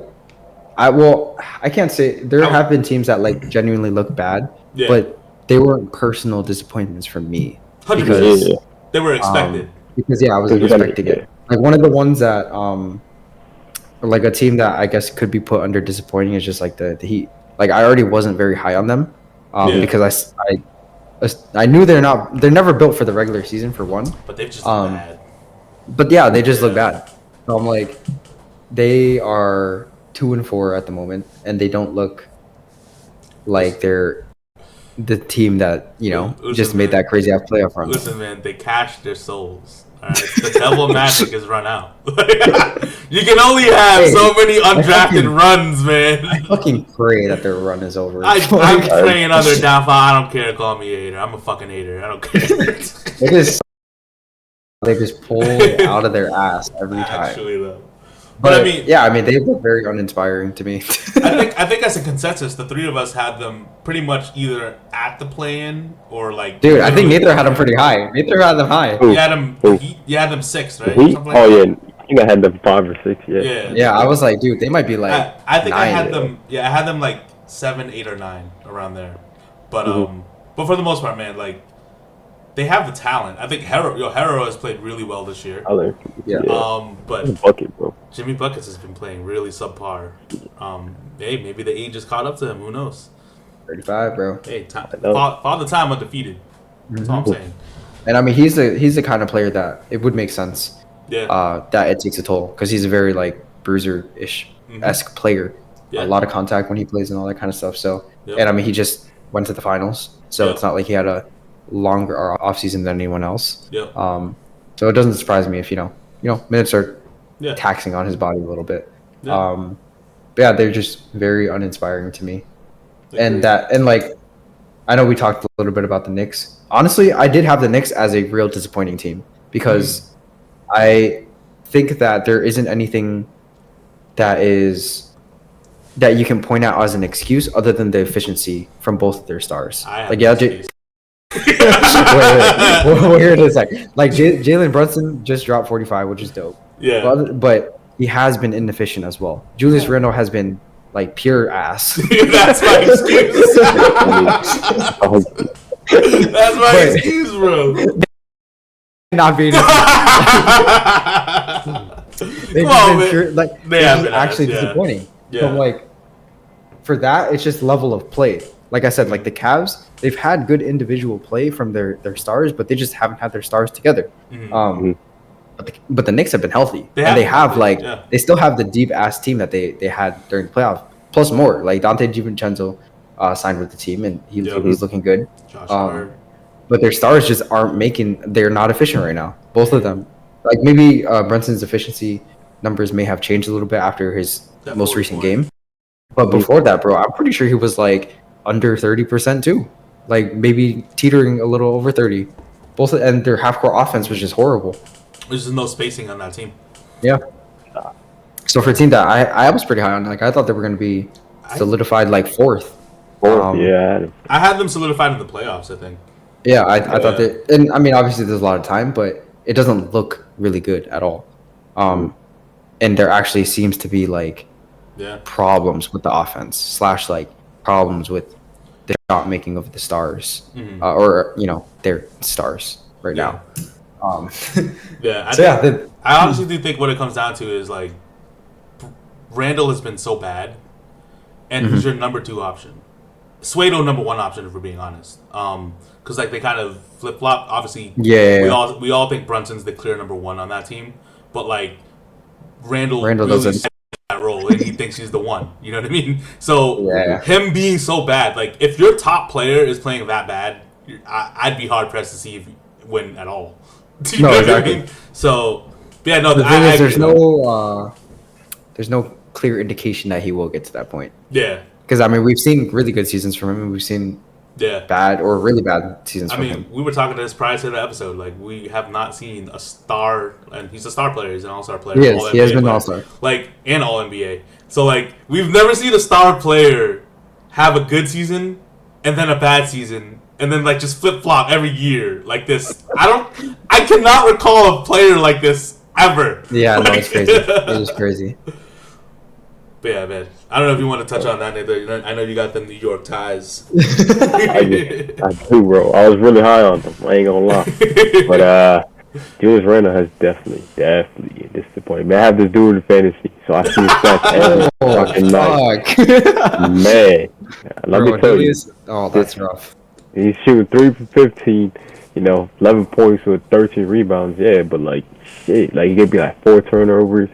It's just bad. But yeah, like you said, how can you have a all-star season, have a shit season, then have another all-star season, and then have another shit season? It don't make no sense. It just doesn't add up. Like I feel like you should be growing and just be getting better, especially having a second season underplaying, well, like Jalen Brunson and stuff, having that cast. But I think he's kind of just proven otherwise, man. Like he just, his mentality is kind of like just, I don't know, just different. Like, yeah, he'd be talking about them Kobe stories and stuff and how, like, kind of motivated and changed them. But, like, I think, like, right now, he just be overthinking. Like, he just be playing, like, how he wants to play. And I think he's just frustrated in a sense where it's, like, it kind of just, it's just, like, you can just see it, bro. Like, it's crazy.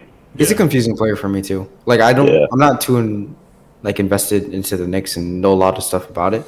But yeah, every time he does have like that good or bounce back season, it seems like a lot of the players and the people around him talk about him like mentally adjusting to it and like being like for the team and all that kind of stuff, or like having a better mindset for the team essentially.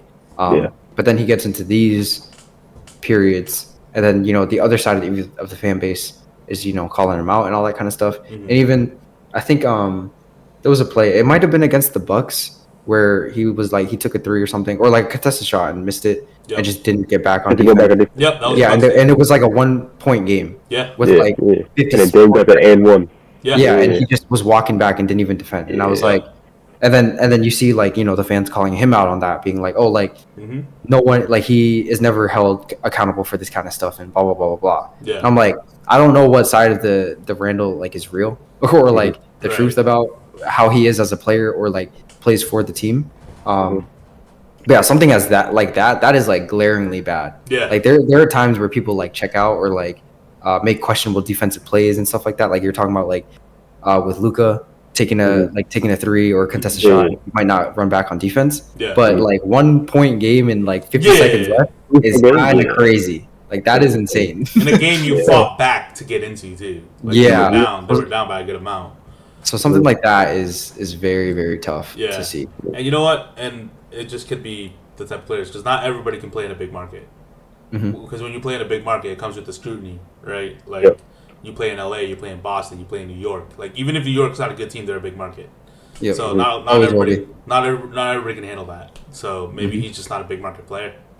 You know what I mean? I can see that. But speaking of, players, segue. Let's do it. All right, I think we all have Wemby as Yes. a player that's impressed us Impressive for a rookie. players. I think we even touched upon it a little bit earlier, but man, that again, I'm gonna just say this right now: Yo, Jason Tatum, Jaylen Brown, all y'all, Get that fucking ring, man. get that fucking ring. I need you to get a ring before this man turns like 22, 23, because like by that point, the window might be closed, man. Yeah, no, he just looks exceptional, and he just keeps getting better every single game.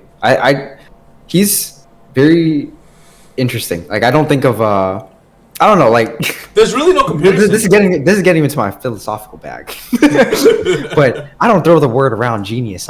This man might actually be a genius in terms of like basketball, the game and like the field, because I remember I was watching like Kenny Beecham or whatever like that, and he was like pointing this out, and I was like, oh, this is kind of facts. How that very first summer league game, right, where everyone was clowning on Wemby, and when he said like, he didn't know what he was was like, going yo, on. I was kind of lost out there. Like I was trying to figure it out. Next game, homie, he's good. Like that was the game that everyone was expecting him to have, right? Yeah. And then, like I said, already into the season, 5 games in, each day it seems like he's getting better and better and better and figuring it out. Yeah. And I don't think, like I said, to the point where 5 games in, where it already feels like he has figured out how to be an NBA player, like an Yeah. efficient NBA player.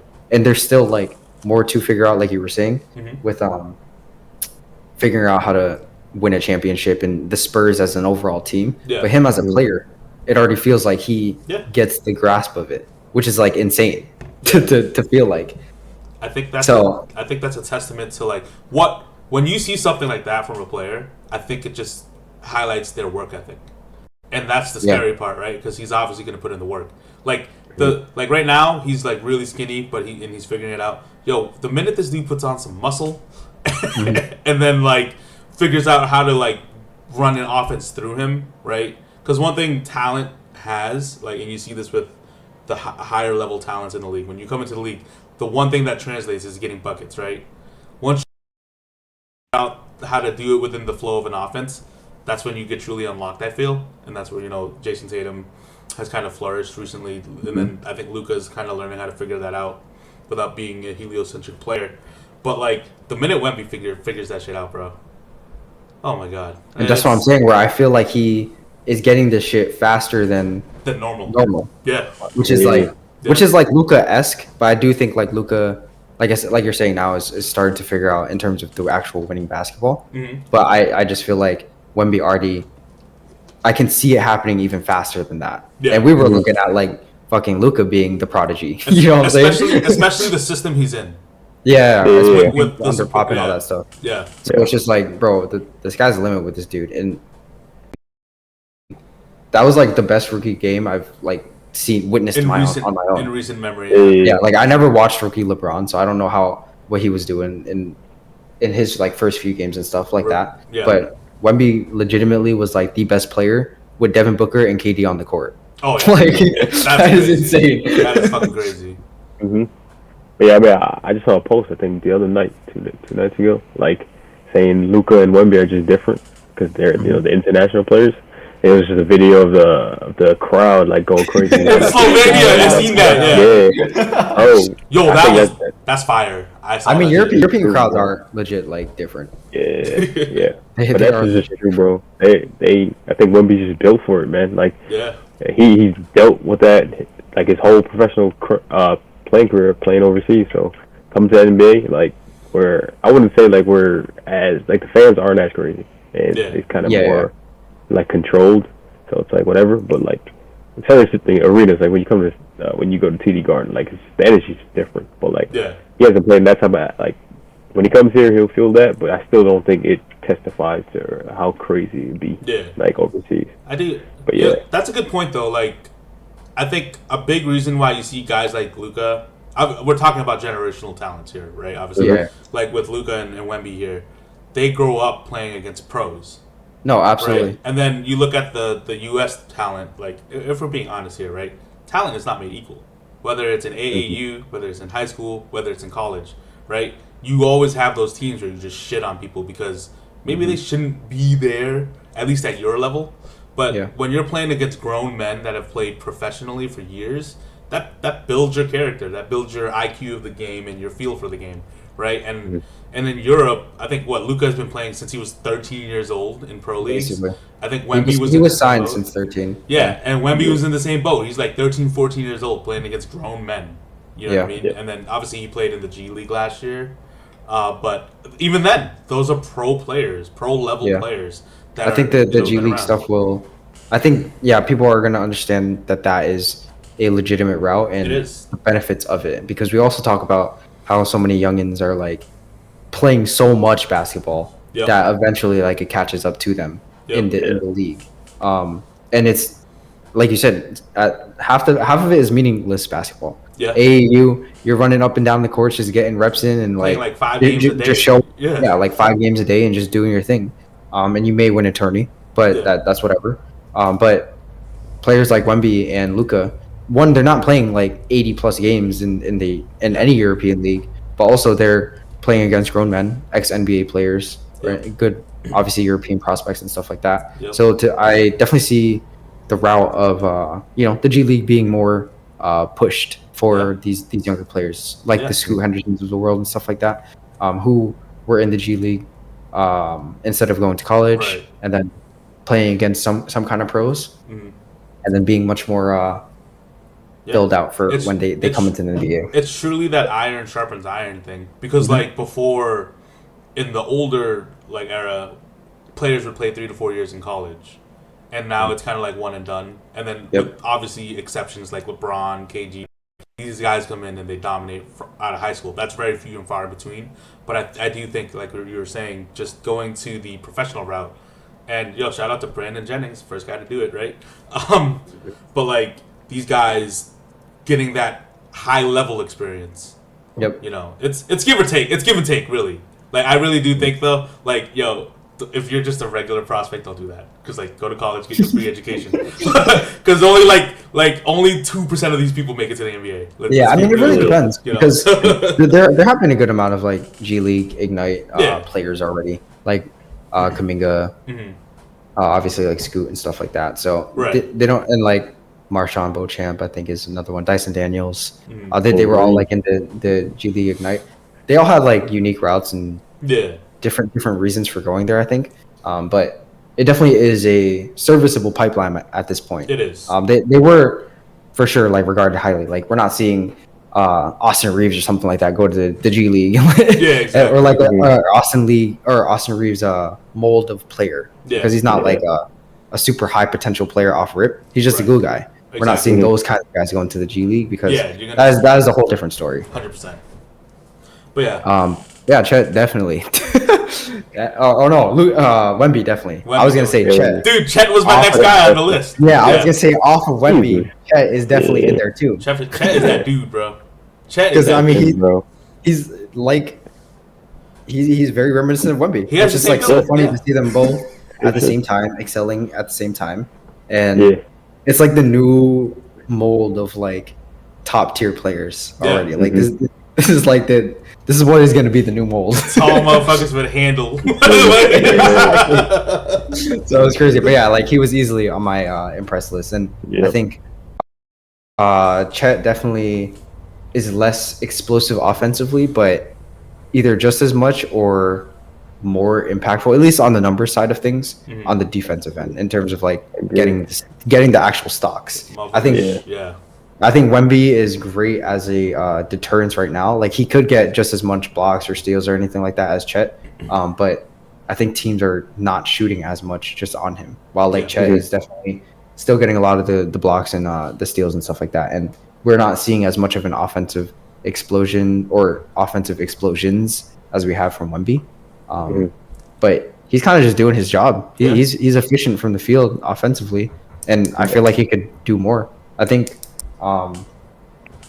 maybe it's like jumping the gun, but I think he could effectively be the number 2 for the Thunder I for can like see a championship run. No, I I think can see right that, now yeah. I think right now he's already the number 2 in terms of the best player on the team. Like it goes Shea and Chet, I but I agree. think he could already grow with that and become championship contenders with those two.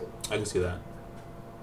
I agree. Yeah, bro. Chet's is crazy, man. I mean, I had him for rookie of the year, so Yeah. I think I did too. No, I think I had. I had as a- Wemby. I think Nathan. but I did wasn't as well. surprised if Yeah. Chet had it.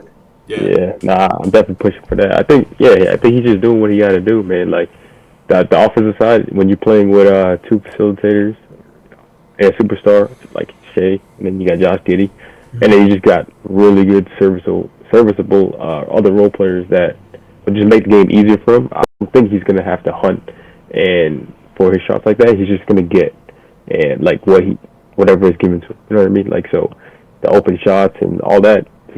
He's so good offensively that that's all he's gonna like. He's just gonna have to stick by that. And then defensively, I think he's just different. Like He's really good defensively, bro. yeah, he's really good. Like the fact that he's even telling the league to run back that game against the Cleveland Cavaliers to I like his luck. attitude. Yeah. Yeah, like he's kind of you could show he's committed on that side of the ball, and the he's swag, bro. definitely Yeah. yeah, bro. He's definitely kind of turning up that intensity on defense for OKC, and kind of like having them become a two-way team. You know- And I don't think with him and Lou Dort, it's going to be insane. You know what's But- funny? Torture chamber. You know what's funny? Because Chet has been working with KG or been around KG all off Yeah, season, yeah. and they have like very similar mentalities. And Yeah. Yeah, and okay, I was thinking about this just because we obviously brought up 2 rookies because Chet didn't play last year. Like, it's crazy how comfortable they are in the NBA already. Like you were saying, just like it, because a lot of players when they're young, you even generational, it takes some time to figure it out. Like the last time I saw, and I was like 13 years old. So, but when LeBron and D Wade and and Melo and all them came in the league, they were just like right away, boom, boom, boom. The thing is too, very I similar. feel like it's hard for bigs. Yeah, Like good rookie bigs, which is what we've talked about with like Derek Lively and stuff. Yeah, exactly. But like these guys are bigs, and they have like a really good feel for the game. And they play, which is, like, they play more insane like to me. guards too, for being honest. Yeah. They have like that guard element to them while Yeah, also yeah, being yeah. bigs. And even on the, but I think more so on like the defensive end, Yeah. where it's like a lot of times you're gonna be jumping a lot for these shots. You're like fiending for these blocks. Yeah. Your positioning may be a little bit out of whack because you don't know the rotations and stuff like that, or the scheme that your coach is implementing. Yeah. But nah, these guys are smart, bro, and Yeah. they're like really effective off rip. They're students of the game. Yeah. So Yeah. like, and yo, actually, I saw this going around. Like people were, I know, probably trolls if we're being honest, but like they're like, oh, when LeBron leaves, the NBA won't be the same. I'm like, yo, we're in good hands, man. We got Jason Yeah. Tatum, we got Luka I mean, Doncic. I feel that statement, but yeah, we are in good hands. Bro, we got Jason Tatum, we got Luka Doncic, we got these 2 fucking freaks, right? Wemby and Chet. And we're just gonna get more. We're gonna get more of We're these just gonna get freaks. more. We're gonna get And we more. haven't even mentioned all the stars. We got Jokic still in his prime. Like, Yep. We got, got Devin- Ant coming up. we got Ant coming up. We got Devin Booker killing. Like, dude, the league is in good hands. So, If anything, this is the most like talent the league has ever yo, seen. legit. But I do agree that with so much talent, there hasn't been a like clear cut face of the league or anything like Yeah. that. But that'll be different because it's been LeBron for like 20 Yeah. years at this point. I mean, But yeah, I mean overall the talent is crazy. all these promos got Jason Tatum on them. I don't know. No, I agree. But If he wins that chip this year, it's solidified. He's the face of the league. I agree Yeah. 1000%. If he gets the chip, They're pushing him crazy. if they he wins are. the chip this year. Dude, he's like the front and center on the in-season Yeah, like tournament. there's you know. nothing that you can't push with Tatum. Like Yeah. he's Mhm. unproblematic and Yep. all right, we're going on Tatum, We're right? going- We don't gotta do this. But anyway, I had another guy. Obviously, I think all of us had Wemby and Chet on our list. Yes. But a guy I really wanted to give props to was Tyrese Maxey. Yep, 'Cause I had him on my list as well. I think the question coming into the season for the Sixers with the whole James Harden debacle was, can Maxey produce? And I think he has. And we Yes. kind of touched on it a little bit Player earlier. of the week. Like he's player of the week, and he's playing like an all-star, like a legitimate all-star, not a guy that you would consider potentially like dude's averaging like 27 points a game. Yep. He's like 27, 5, and 6 or some shit like that. He's playing really well, playing like a legitimate number 2 option. I know it's a small sample size, but the Sixers are winning. I think they're 4-1 right now, 5-1, something like that. Yeah, there's 1-1. but yo, he's been playing like a legitimate all-star player, and I think that ascension, if he can keep it up all year, which I think he can, I've been very impressed with how he's played. I agree. I think that if we're being legit, like I know I was kind of trolling our last episode with the MIP stuff, but yeah, Maxey is definitely He's in the conversation. Yeah, he is a front runner, and I just don't see him not winning it because this is like the kind of jumps that you expect from MIP players. yeah. He is in that all-star I feel like he will easily be in that all-star conversation, and I think he will get it. And yeah, he has really jumped up to the role that like they're asking upon him, and it's kind of sad to see that like he doesn't get as much hype because he's not like he wasn't a like top 5 pick or something like that from the draft or whatever like that. But to see what like he has been doing, honestly, like even from the past seasons, he has always been like very consistent, and even in like the playoffs, he stepped it up every time. But yeah, I feel like he isn't getting a lot of like love. Like he is getting love, obviously, but not as much as should be expected, in my opinion, for the jumps that he's taking. Yeah. Like he legitimately is looking like a number 2 option Legit. for in the Sixers. Yeah. And yeah, it's like taking that jump to All-Star. So yeah, I mean, hella props to him, man. And I hope he gets the MIP. I hope he keeps it up. And it seems like Nick Nurse, his system has really been It's working free for them. flowing the way that he described. And I think I saw a tweet or I saw a video this morning or either last night of him talking about Tyrese, how he had like a slow first half, and then he was like, "Nah, like you got to be that guy. Like we want you to be aggressive, and you can do better than this." And that is like, to hear that from the coach as a player, you definitely. It's only like gonna get better in my opinion. 100%. Having that confidence from the coach is a huge deal. Yeah, no, I agree. So much. Tyrese Maxey finally. I think now that he's handed the keys, like I said earlier, James Harden's finally getting traded. Yep. I think he's definitely just gonna continue his streak, and I think he's just gonna. I want to say smooth sail the season, but he's definitely. I think he knows what is expected of him every year, like in and out, like each game. So definitely he's already proven, like even when the hype wasn't even there, he already was like he had a chip on his shoulder already. Yeah. And the fact that now he's already proven himself in the league, and now he's gained the respect of his peers and stuff like that. He's definitely gonna I think he's just only gonna get better. I don't think he's gonna have bad season like Julius Randle, but yeah, like he's just only gonna get better. But yeah, I got one more random, like not like that big of a deep cut because he was still a top 5 pick. But I got Asar. Asar is Thompson? Yes. Yeah, I already love the Thompson twins in general. Yeah. I have a lot of hope for them, and I just really like their character and all that kind of stuff, and their stories is super dope. So Yeah. I've been a fan since like before the draft. But Asar's been like killing it on the Pistons. He's like forward, or I mean Draymond is a forward, but like perimeter Draymond Yeah, actually, in terms of like filling the gaps, getting a bunch of steals, the blocks, all that kind of shit. You know what's funny? The comp I was thinking of defensively, not player, defensively, Avery Bradley. He reminds me a lot of Avery. The initial, like when he finally got playing time on the Celtics. Yeah. They was doing all that shit. And if you look at the way like former players talk about Avery Bradley, that reminds me of what people are going to be talking about with him. Dude, I can see it.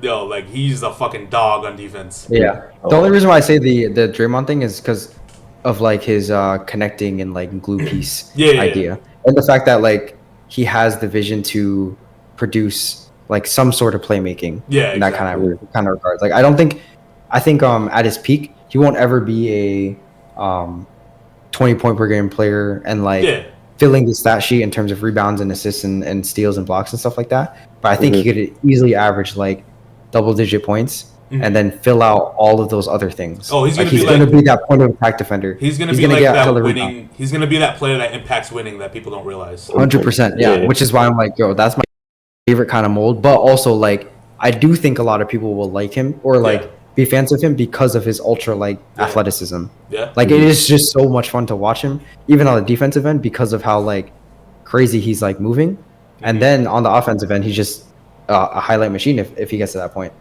Yeah. Yeah. Nah, for sure. Yeah, he kind of reminds me, Avery Bradley too, but like Tony Allen in a way. Honestly, the Boston guard trio. Honestly, Tony Allen, Avery Bradley, Marcus Smart.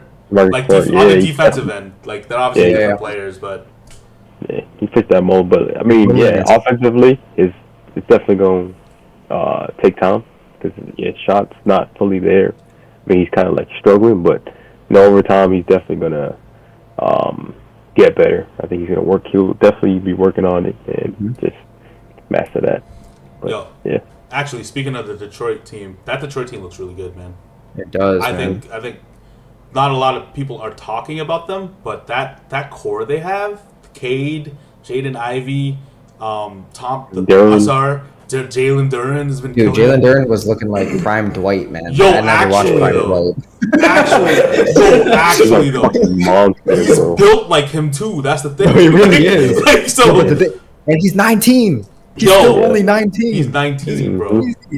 Like, but that core, especially like 1 through 5, gonna be something. They're gonna be legit in a couple of years. Once they kind of figure it out, and they have the right coach in place right now too. I think Monty's a really good coach for a young team like that to kind of build their character and kind of get. I think their only struggle right now is spacing. Yeah, they have no legitimate spacing, and I think Bogdanovich is still out or something like that. Alec Burks was out for a little bit too. So like any real sense of spacing that they have is not there because Yep. Cade hasn't been ultra efficient. Because Yep. your three, in my opinion, your three main pieces being Duran, Asar Thompson, and Cade, none of them can shoot. Yeah. So the fact that, or at least like to that point, Yeah, I don't think of them as 3-point shooters at all. yeah. So that is the one thing that I feel like they're gonna need to fill the gaps in, and I think that's why they're not gonna be competitive yet, Yeah.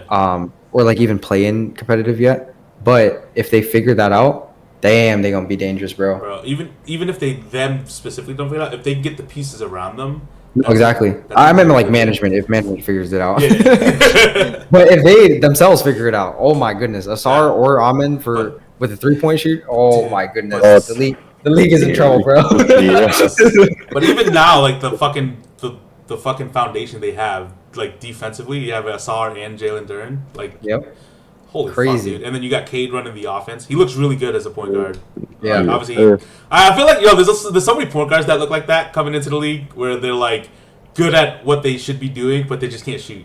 Yep. Yeah. Do you know what I mean? It's because those are the most like sought out for because Yeah. you can't teach those other things The IQ. most of the time. Yeah. Yeah, you can't. It's hard to teach IQ and size and all that kind of stuff.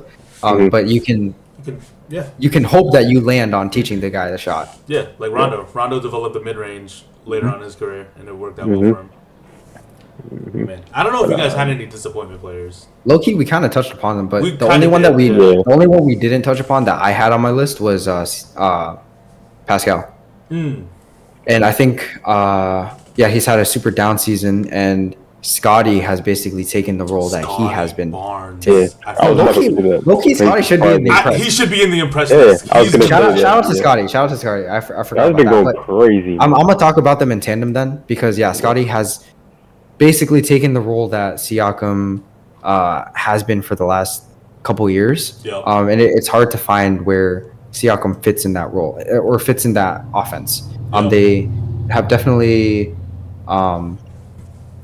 they've known that they had the same skill set for a year or two now since Scotty's been in the league, but they still made it work with Siakam being the guy who did it at the forefront, and Scotty was the one that was like secondary to him Yep. and kind of try to fill in the holes or was like playing in the dunker spot and all that kind of stuff. I haven't watched, like I said, too much of the games, but I do know that they're prioritizing Scotty, which like as they should. He is their like young piece, and this is what the untouchable Scotty Barnes was supposed to be, not the one that we saw last year. Yeah, exactly. Yeah, and so I think, it's very hard to see where Siakam will fall in place, honestly. and I know with Scotty, it's a small sample size, but I think the difference this year has been his shooting. Yeah. Because we already knew he's a big forward that can play make, he can rebound, he can defend. He's kind of like a jack of all trades, right? But the scoring and the shooting was the question mark for him moving forward. And he's shooting, And he is on a heater right now. he's shooting fucking 39% from 3 right now. Like that's Yeah. that's kind of crazy So for him. if he stayed anywhere in that realm, like he is a dangerous player. He's an all-star player if he shoots 39% from 3. Yeah, because he will easily get all the other things. Yeah. Like the rebounding and his playmaking is there 100%. Yep. And Yeah. honestly, it's crazy, but another aspect of like Siakam not performing as much / like not having a role is fucking Dennis Schroeder. Yeah. Schroeder has been like He's been playing legit. crazy, He's been bro. legit. Since FIBA, he got unlocked for some reason. Like this man is playing different. He is. I forget how much he's like averaging. He's averaging like 9 17 assists, dude. something like that. Yeah, Yeah. he's averaging 17 points. No, not averaging 17 points. Let me see. He's averaging 9 assists a game, bro. He's Yeah. He's averaging Wow. 16 and 9. 16 bro. points. Yeah. That's insane. Which- and he's shooting 50% Which from is 3. wild. Yeah. So that He's has balling. clearly cut into Siakam's like production because he was the point forward, so he was either racking up assists or going to the basket and attacking and stuff like that. Yeah. So both of those guys really contributing has affected him, and I don't know if he like gets out of it. I think he's gonna improve for sure and like kind of find his way, but I think him and Scotty have genuinely just like flipped priority, and Yeah. that will like lead to the same kind of production. Like Scotty will produce in the same way that Siakam may have last season, and Siakam may be producing the way that Scotty was last season, and that was like a disappointing season for Scotty. Like it was very much a down year for Scotty. It was. So for Siakam to be on his contract year and to start off like this, it's kind of scary for him. Yeah. And honestly, that kind of leads us to the points we were making earlier when we were talking about the James Harden trade. Like, I could see Siakam getting traded Yeah. with how well Scotty has been playing. Like, I don't know. Well, and like I said, I've jumped off the Masai train because he's trash. But but I'm telling you, I'm. Fraud. if Masai is even a minorly competent GM, in my opinion, like obviously I'm not a GM or anything, but like I feel like you trade Siakam, and you probably end up flipping Dennis because like these are older pieces, and you try to like build around Scotty. Yeah. Honestly, I think the Scotty and Dennis thing has been pretty chill. I think it's chill, I but think like keeping him is cool. I think keeping him is cool, but if you can get value for him, if someone's throwing you a first round pick, like a contender trying to, shore up some gaps, Yeah. I think you do that trade. But Siakam for sure. Yeah. I think you have Siakam, I agree, because you still have OG. OG's Yeah. been out Yeah. with some injury, and he actually hasn't been playing that great. So I would obviously prioritize OG and Scotty because they complement each other way Yeah. more, but also OG is just closer to the timeline that Yeah. Scotty is in. Yeah. So like Yeah. if they were to give off of Scotty, and yeah, I think Messiah has had to have learned at this point because of the whole Freddie thing. Like they lost him for nothing. Yeah. And they could just repeat the same thing with Siakam. Siakam has said that he wants to stay on the Raptors, but they may not even have an incentive at this point Yeah. because it's redundant to have two players with the same skill set. Yeah. Exactly. Yeah. I mean, y'all, that's exactly what I would say. But I just really like Scotty's just been playing out of his mind, man. He definitely has. I think with all the hype, like nobody really expecting him to, make that kind of jump, kind of like motivated him even more. I didn't even think like he would have a crazy leap this year, but then, I mean, like, again, it's a small sample size, but he's clearly becoming the go-to guy over Siakam, and I think it's just about time that Siakam is kind of like he's kind of played himself out of the Raptors, in my opinion, which is gonna have to force. His time is good. Yeah. He's done. Yeah, so they're gonna have to force. He's pretty much putting it in their hands to kind of like just move them and allow them to just go in a different direction. Because I think it's kind of over with because they got to shift their focus to make it Scotty Barnes' team instead of just having this lingering, issue that could possibly even be a bigger problem if he just stays around. You know what I mean? So kind of just like Rizak was saying, moving him and just having it just kind of start off with a clean slate and just moving the timeline back, and it'll be good for the Raptors. I would like him on the Sixers. He would Yeah. be good on Too. the Sixers, Would be good on the Sixers. but As a Celtics fan, I wouldn't like it, but Hey, basketball fan, I would like it. yeah. send him to Memphis.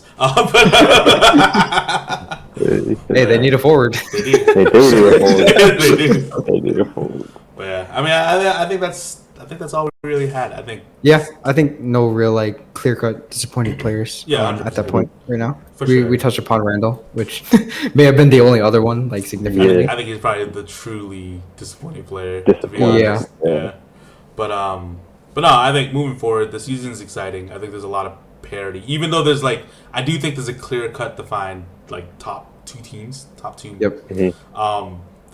It can still kind of go anybody's way. So Yeah. the season's gonna be fun, Luck still plays a huge part, so Yeah, and for sure. there's still a lot of other competitive teams. for sure. All right, until next time, signing off. Sir, peace. Peace.